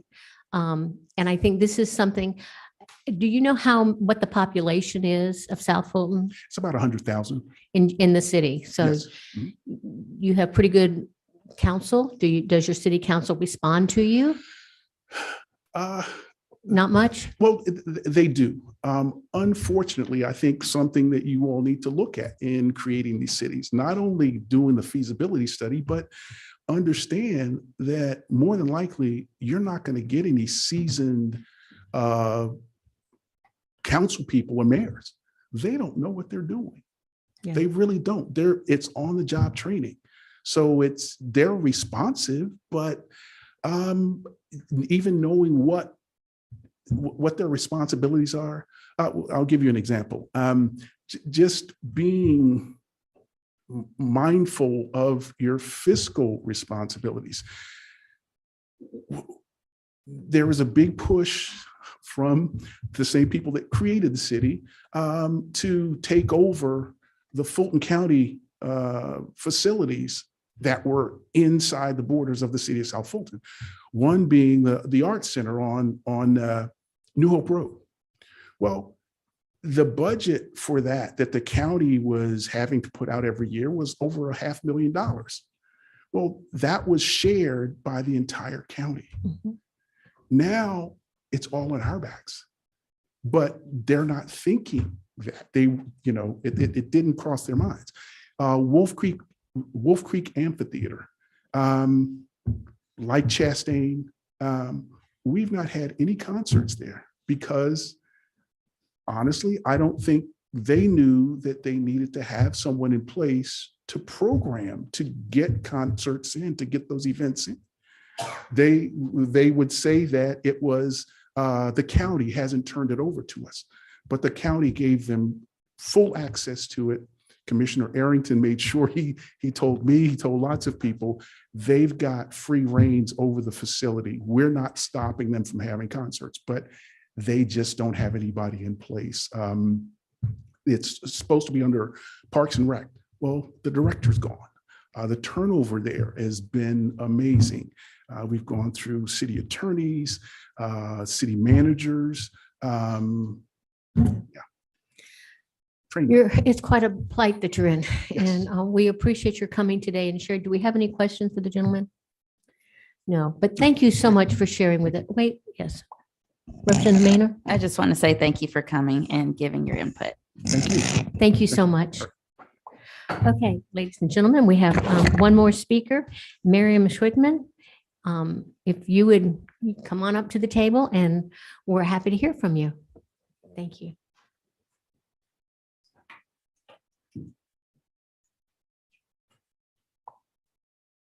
Good afternoon. So I come to you today. My name is Miriam Schwigman. I've lived in Buckhead since 2003. I've actually been a native Atlanta girl since 1986, pre-Olympics. So I've pretty much lived in Georgia my entire life. Prior to living in Atlanta, I lived in Savannah, Georgia from 78 to 86. So if you guys have good math, you probably know how old I am now. But however, I wanted to really come here today to speak to you as a direct community citizen. About 7 weeks ago, I had a personal home invasion in my home. I was home. I was upstairs in my office, and I had heard a break-in on my lower level of my home. It was a Friday afternoon at 2:25. So you don't think anybody would be bold enough to come to your home in the afternoon. But I was upstairs in my home office working and on a conference call, and I heard glass shatter. And I figured my 8-year-old or my 6-year-old were goofing around doing something they shouldn't have been doing, whether it was dropping a vase or messing with the glass. And so I opened up my office door and I said, hello, in a mom kind of stern voice. And I hear heavy footsteps in my lower level where my kitchen is, and knowing very quickly it wasn't the sound of children's footsteps. So I walked out of my office and looked over my 2-story foyer and saw a gentleman that should not have been in my home there, and quickly realized, what was going on, what the shatter of the glass was. Obviously, I used some choice words. You never know what you're going to do in that situation, whether you're fight or flight. And coming from my ER nursing roots, I am a fight. So having worked in the inner city over at Crawford Long, or what we call Emory Midtown now, and or Grady or Mini Grady, I actually have a personality of fight. So I clearly told the gentleman to leave my home. I quickly went to go to my safe to see what I need to do to defend myself, because at that point I did not know if my children were going to be coming home. My husband wasn't due to come home from the hospital yet. So I was really on my own. At this time, I was calling 911. I called 911 at 2:29, no answer. I called at 2:30, no answer. 2:33, no answer.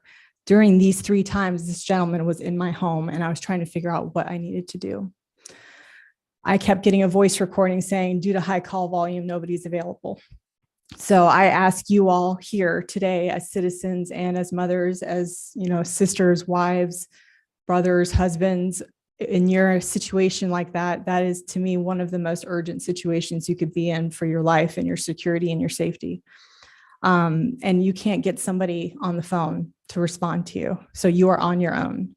And at that moment, I knew I was on my own. So that's why I went to the safe to look for my weapon. Unfortunately, my husband had moved the weapon to the safe downstairs. So at that point, all I had was my cell phone. And for whatever reason, I was afraid that my children were going to come home while this individual was on my property. So I went down the stairs and met the perpetrator in my driveway and basically chased him out of my driveway to make sure my family was safe. I didn't know if he had a weapon. I didn't know what he had taken. All I knew is I had pictures of the make and model of his car. I was able to scream a few choice words at him.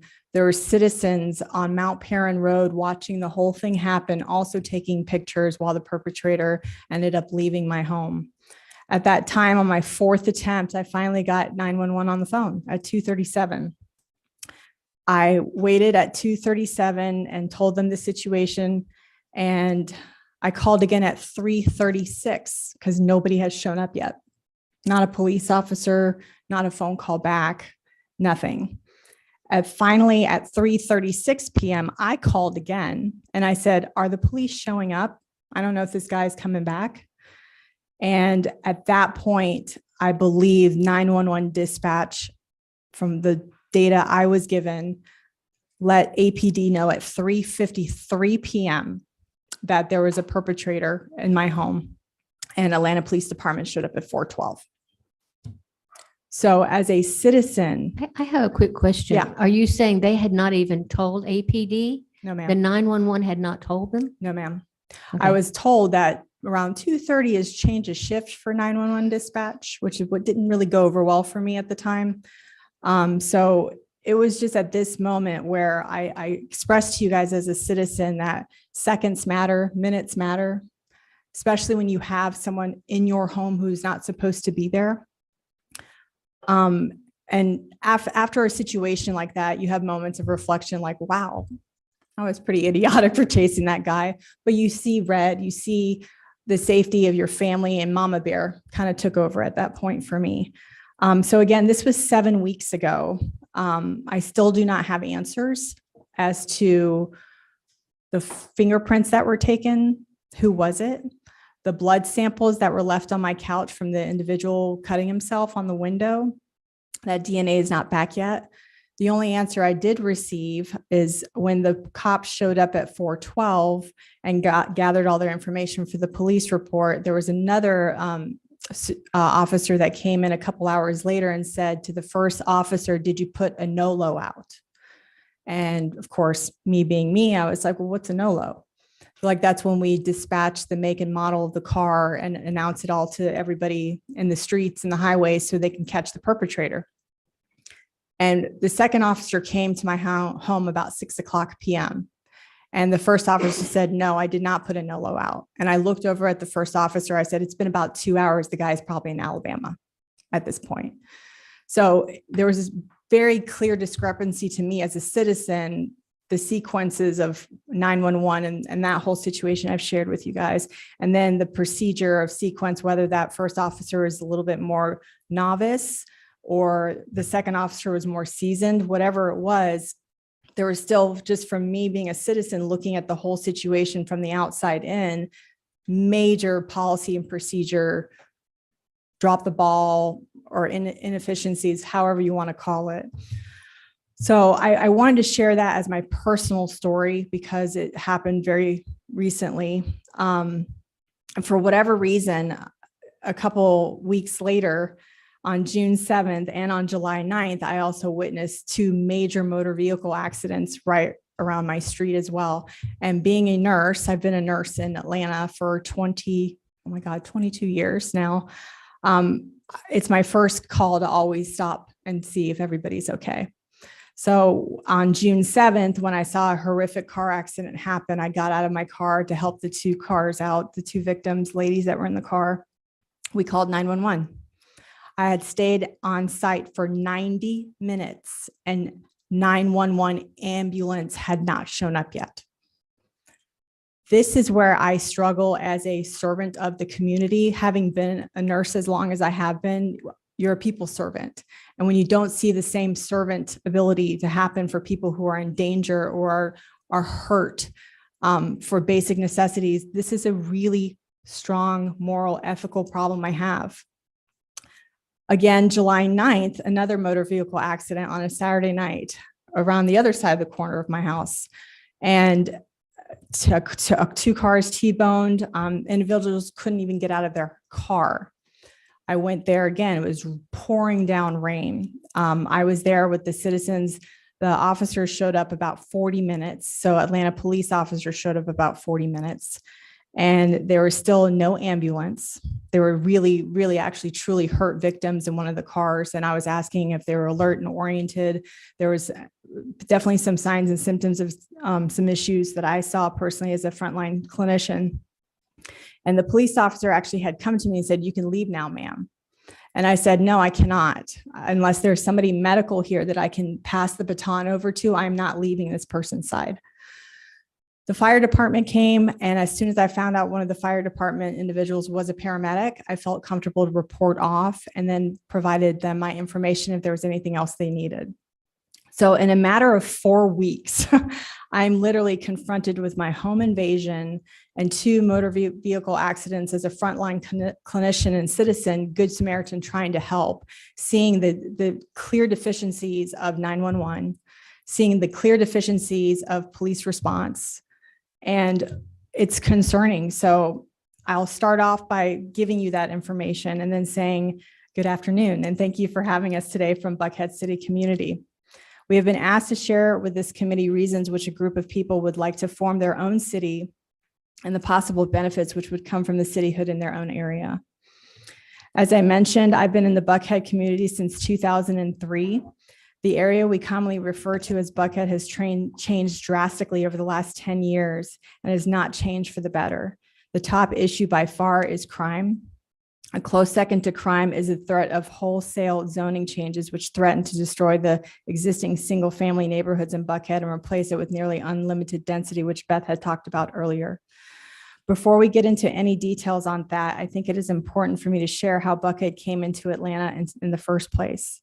The area known as Buckhead was annexed into the city of Atlanta in 1952, not through a vote, but rather by the act of the Georgia legislature.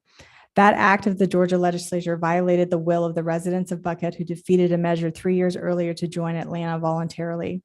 In 1947, referendum was on the ballot in Buckhead, and voters were asked if they wished to join Atlanta. That was the last time Buckhead had a vote on whether it wished to be in Atlanta, and the answer was no. Throughout the years, Buckhead grew into an economic powerhouse, a city within a city. Green road signs were put up all along the borders of the annexed area, which read Buckhead Community. Buckhead has had its own character and identity, and it still does today.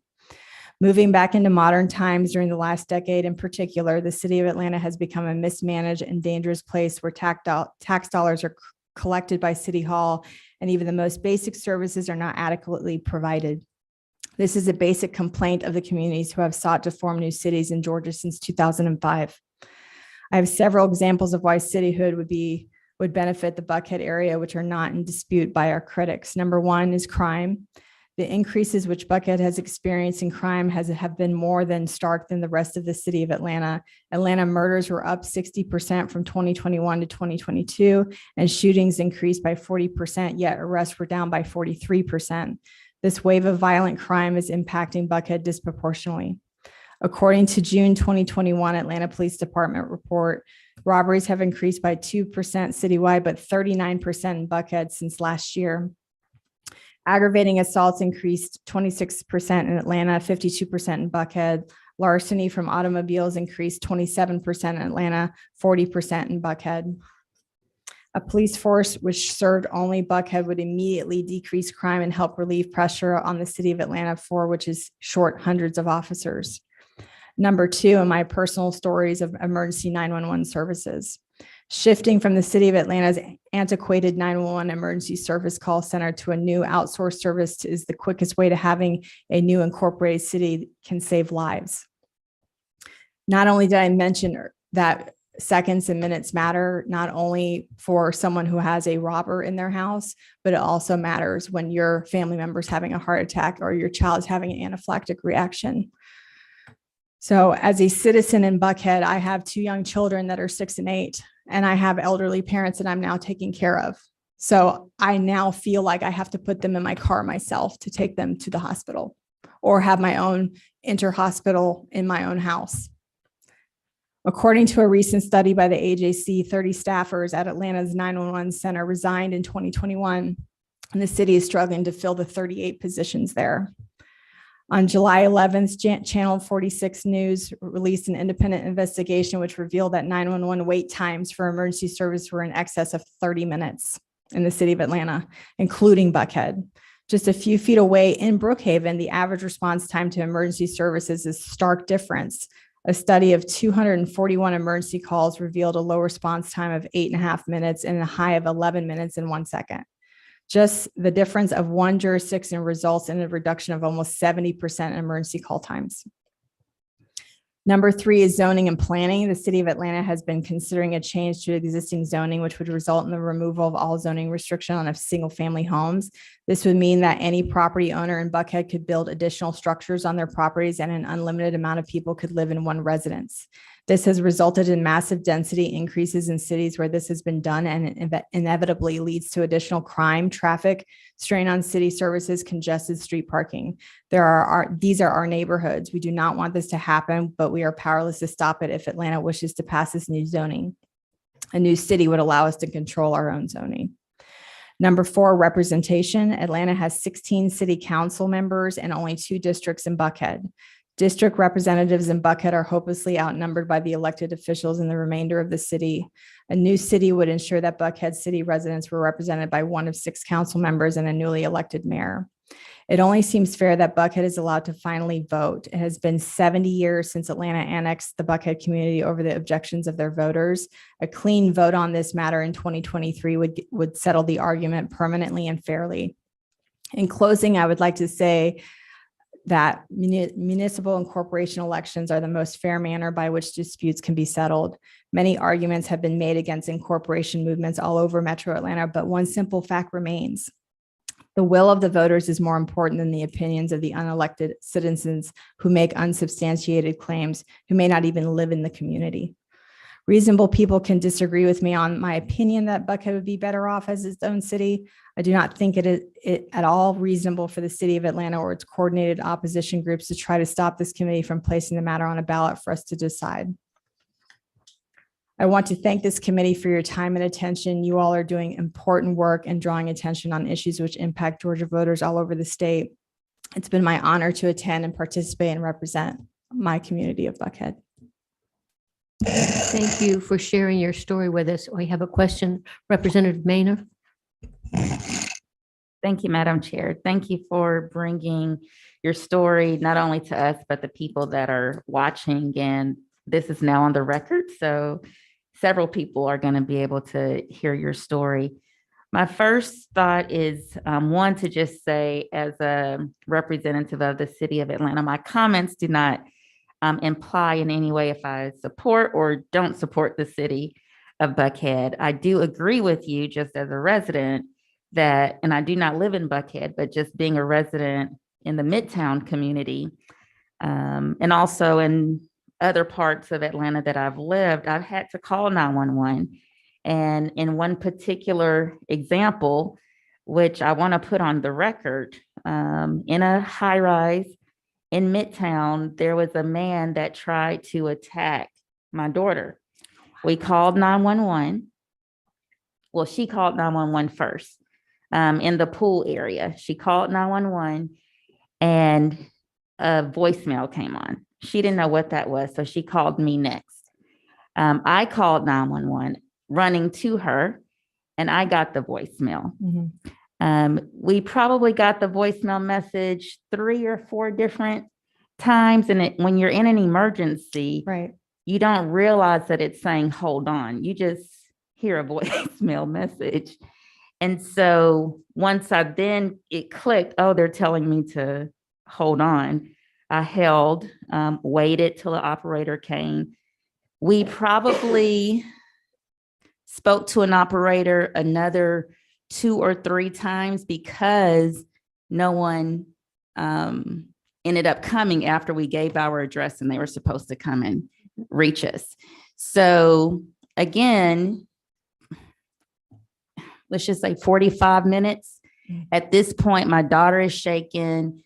The people in the condominium building, they can't let us see the camera footage because they have to wait till the police to come. And at this point, you need to know, is this somebody that lives in your building? You know, what is happening? And so I called the sheriff only because I met him on the campaign trail. Right. Did not know him and just happened to have his number. And I said, hey, it was the day before Thanksgiving. It was Thanksgiving Eve. And I said, hey, I hate to be calling you the day before Thanksgiving, but this is really an emergency. We've been calling 911 and they're not here. So he then calls the chief at the time and we're told it's no such thing. There's no 911. There's no voicemail. I'm like, there was a voicemail. I have it message. recorded too, by the way. And so when the police finally came, so the chief said they were going to investigate. But in the meantime, you know, they were going to send some people. When the police precinct came, or when they came, about 8 police officers came. I don't know how many, it was a lot, but when they say 6 came, they said they never even got the call. I mean, we called, we talked to the operator several times. And so I was almost up here crying because I was feeling exactly what you were feeling because I have been in that situation. I do know that the city of Atlanta is trying to go away from using Grady as its source. And when people come up here like you to voice your concerns, that is in no way where the city or county officials should be in a defensive mode, right? So there are things that I do and say that people may not like, but I hope that once people hear your story, that instead of being defensive, we can find a solution. I agree wholeheartedly.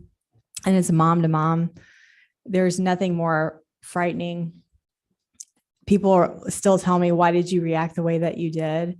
Had I not reacted that way, my children had come home 15 minutes later, and that perpetrator would have been in my house with my 6 and 8-year-olds seeing that.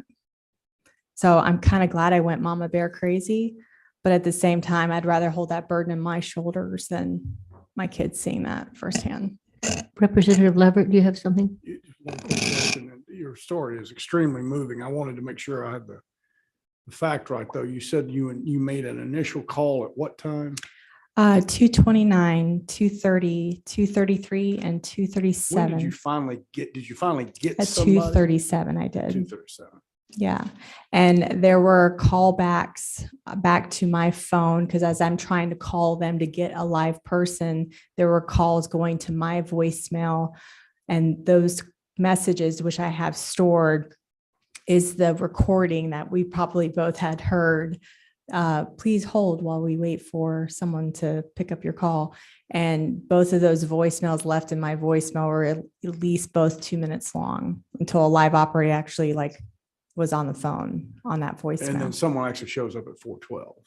Yeah. So I had to call again at 3:36 to say, where's the police? I called at 2:37. And at 3:36, I called again, where are the police? And that's when 911 dispatched to APD at 3:53 and the police arrived at 4:12. At this point, my husband had come home around 3:40 and he's like, what is going on? So no, the police weren't really notified by 911 until 3:53, until an hour and 20 minutes after your initial call, and about an hour and close to an hour and 20 minutes after you finally got somebody. Right. And that's where you kind of feel like you're kind of on an island by yourself and you've got to take care of it Well, yourself. and no one seems to be outraged about it. Well, Okay. I certainly had my moment right Well, I mean, after. you had Yeah, one, I yes. did. I But I'm saying did. when you're contacting people to get answers, no one seems to share a degree of. No urgency, no sense of worry. The same kind of responses I got when I witnessed the motor vehicle accidents. And again, as a servant of the community and being a nurse, feeling helpless because I have no supplies. I have nothing I can do to even help those people in the car accident. And I'm like dying for 911. I'm used to working with paramedics and EMT, you know, having worked in the inner city and not having that help. I mean, I'm going to go back to some academics of the Maslow hierarchy of needs is safety and security. And if you don't have safety and security to know that your health and your well-being can be taken care of. I mean, literally, I know, like I have a son that has anaphylactic reactions to peanuts, tree nuts, and sesame. I'm on my own with him. I have to have my own EpiPen and Benadryl and put him in my own car and take him to Children's. I know that now. And I shouldn't feel that way. I should feel like I can call 911 and somebody will be expeditiously at my house if my child is dying. It broke my heart to hear that story of the son that passed away at the heat stroke. You know, as a result of this, I will share that I have actually bought a piece of property in the city of Sandy Springs on July 5th. And my husband and I are going to plan on building a house. And it's going to take me about a year to build it. But I still want to be an advocate for Buckhead City because I don't want to move out of Buckhead. You know, I've lived there since 2003. I love the community. I love the people, but there's so many good citizens that feel like I have young children. I have elderly parents. I need 911 to respond. If my daughter's in danger, if my child is, dying from a reaction, I need to know that I have basic resources. And so I need to have a backup plan to make sure my family's safe. And so we may be citizens of Sandy Springs next year, but maybe not. It depends on if we can get on the ballot and really make this Buckhead City a fruition, as many other cities have done and very successfully. And I'm all for being an advocate of giving resources to still the citizens of Atlanta if they need it on the school level, if they need it for education. You know, we're not withdrawing from things like that if we become a city of Buckhead. We're definitely driving to make sure our citizens feel safe. I do feel like in 2020, when all the riots occurred, unfortunately, that a lot of us witnessed on TV, it really opened up a lot of vulnerability to show other people outside of Georgia to see how kind of weak our infrastructure is. And I do think a lot of the crimes are happening from criminals that are coming into Georgia and seeing our vulnerabilities as well. Because I didn't feel like this 10 years ago. You know, I've been in Buckhead almost 2 decades. So. Representative Maynard, did you have another question or comment? Yes, so we've heard from a lot of different people, and a lot of the presenters have talked about our need to consolidate and how having more cities is not helpful. My question is maybe for my colleagues, when the city is not able to provide the service, let's just talk about public safety. Mhm. The Fulton sheriffs they have the leftovers, so to speak. How does that work? How can the Buckhead community or any community get public safety from the county, even though they have a city law enforcement if needed? Okay, that's probably something Stuart would have to address. Honestly, in every county, according to the Constitution, every county is required to have a sheriff, and they are the fail-safe. But at some point in time, jurisdictions are established. But Stuart, you probably need to answer that and address it. I know the county. My understanding is that's the bottom line. The county is the be-all, do-all. Yes. Yeah, so sheriffs do have countywide law enforcement jurisdiction, even if there is a city or a county police force. now. It is going to come down to what resources the sheriff has to at his or her disposal. If a sheriff in a county that has been totally municipalized may not over the past few decades have been maintaining officers and patrol duties, all of his resources may be devoted to courthouse security, jail process of warrants and whatnot. There just may not be that many deputies in cars that can respond, but it is legally possible for a sheriff and his deputies to exercise law enforcement powers in a city, even if that city has its own police force. Thank you, Stuart. I have to tell you, as we've listened to things today and in our previous meetings, I think we've heard a lot of issues pop up on different ways. But in my opinion, and this is mine, the number one job of government is the security and safety of the citizens. If you don't have that, it's not going to matter about the rest of it. It's just not. And it's very alarming to hear, and I'm surprised to hear it. I live in a rural community, and I don't wait that long for an ambulance or to answer the phone. Right. This is what's disturbing to me to hear coming from a rural area. Talk about a discrepancy and a difference, and you would never expect that. That's not what I expected to hear. So I think these are a lot of issues that we're going to be taking up. I have one more question for you, and that's Representative Saines. If you would go ahead, Representative Saines, he's online. Okay. Hello. Thank you, Madam Chair. I echo your statement when you're noting a rural community. When the speaker mentioned Service Island, I was thinking, the only benefit of an island is being able to see a beautiful beach on Cumberland or Jekyll. So when you're on the Service Island, you get the detriment of not having the access, but also not having a beautiful view. The question I had was, and I know this is not a conversation about incorporation and especially on the hot stone of Buckhead, but I did want to ask, I think the first time I've ever heard a comment on incorporation of Buckhead was from this speaker. Would you elaborate? You made a statement on Buckhead not choosing to be incorporated, and it came pretty quickly. Would you elaborate what you meant by that in terms of Buckhead being incorporated into the city of Atlanta? I just thought that was an interesting point, and I didn't have the benefit of writing that down. Yeah, so based on the information that has been researched, that Buckhead City had tried in the past to become incorporated, and for whatever reason, it didn't obviously come through. My understanding is if we became City of Buckhead, it would be very similar to the process of how City of Sandy Springs became City of Sandy Springs. They're still within Fulton County, but they're still within their own city. I don't know if that's really answering your question, Representative Stephen, but from my knowledge, I just wanted to come here as a citizen. I don't see blue, I don't see red. I actually see safety. And I just see, if I'm someone who's lived in the community for 18 years, actually almost 19, and I want to make sure that my tax dollars are going to things that are vital for my family's safety and security.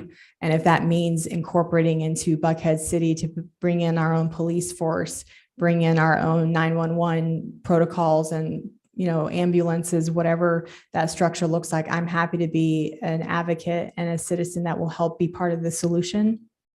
Because of my personal story, I have to believe that these three situations in a matter of 3 weeks have occurred to me for some reason. I don't know what the calling is, but I want to make sure that this doesn't happen to someone else, because I do realize how blessed I was with the outcome of my situation. It could have done something very different.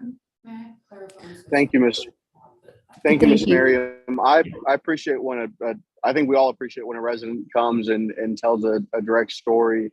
And again, there's distinctions for all our communities. And like you said, I think there's general agreement that we all want service delivery to be at the most optimal for every resident. So thank you for giving your testimony. And I think a colleague of mine, Cynthia, has something. Cynthia, if you'd like to go to the podium. No, ma'am, I just wanted to say, that I think his question was based on how they came to be together in the first place all those years ago, and now there was a vote against it. That's what he was wanting, which you started off with. It's in. Yeah. Since you brought that up, I want to make sure if I understood it. When you were annexed into the city, was there a vote by the public that they wanted it? Yeah, Stuart, so is that required? Yeah, I can go back and read this information so we can be clear on it.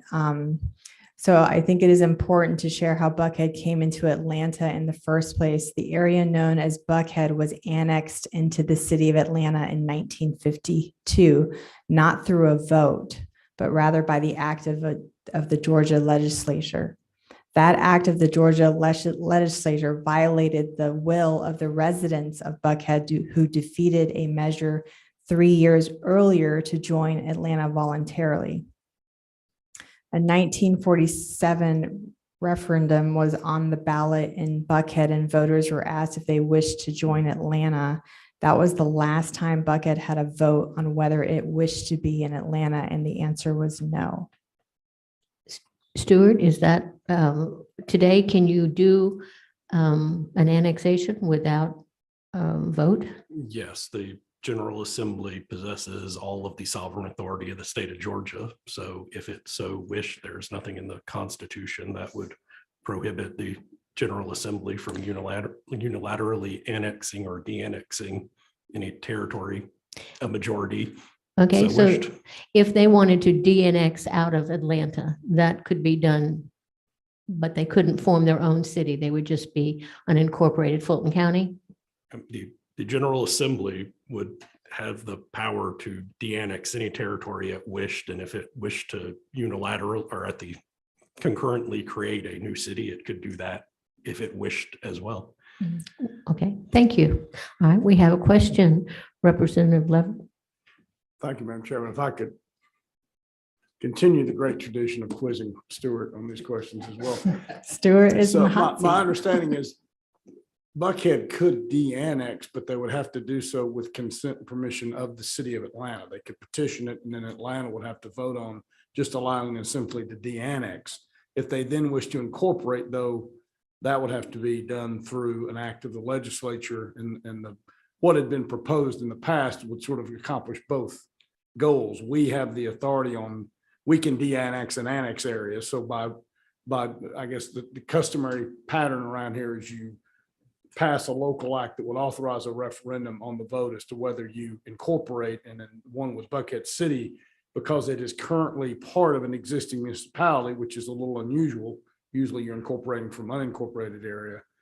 That referendum would involve de-annexation and re-annexation and incorporation as a new city of Buckhead. To answer your first question. I'm sorry, No, gotta unpack several questions in there, Right. sorry.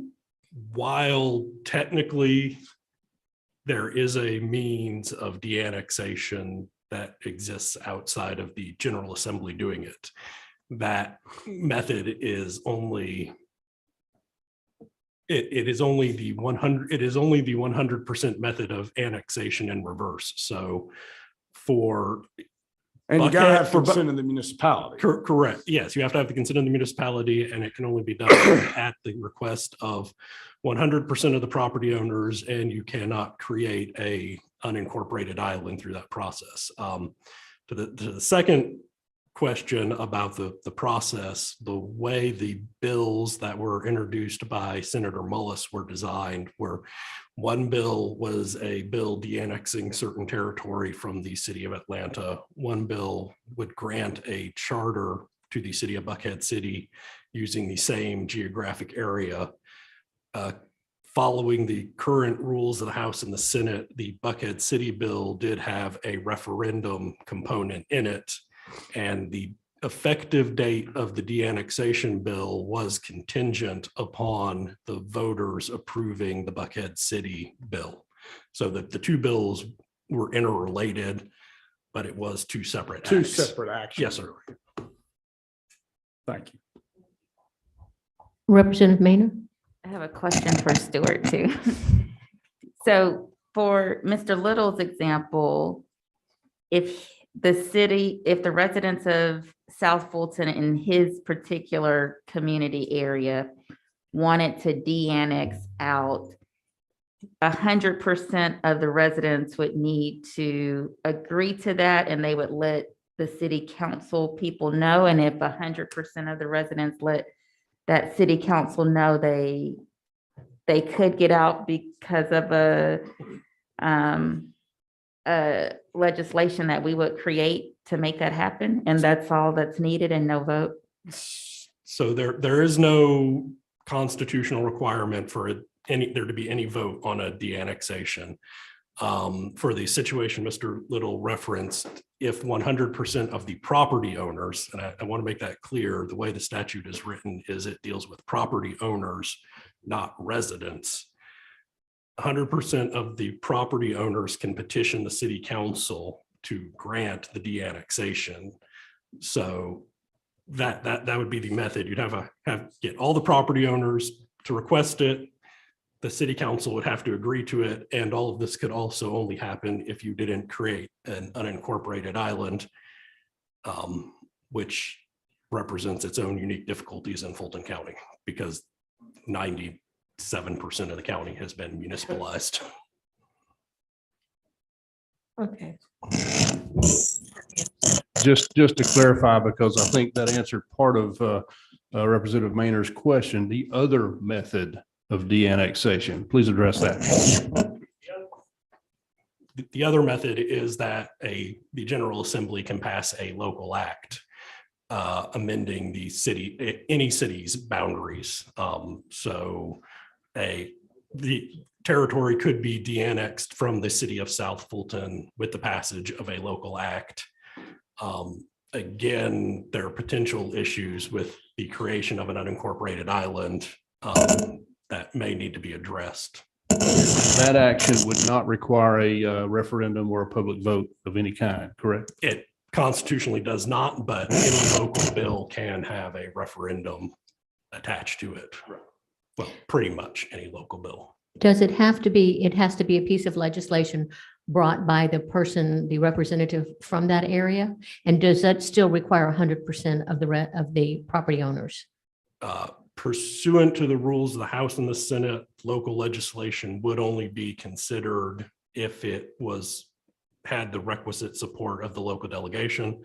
But there is no requirement in that. I mean, if you had a situation where a territory was represented by one senator and one representative, and those two legislators agreed and introduced local legislation that was passed through the local legislation process, gets on the local consent calendar, gets signed by the governor. Really, the only people who need to approve that are the House member, the senator, and the governor.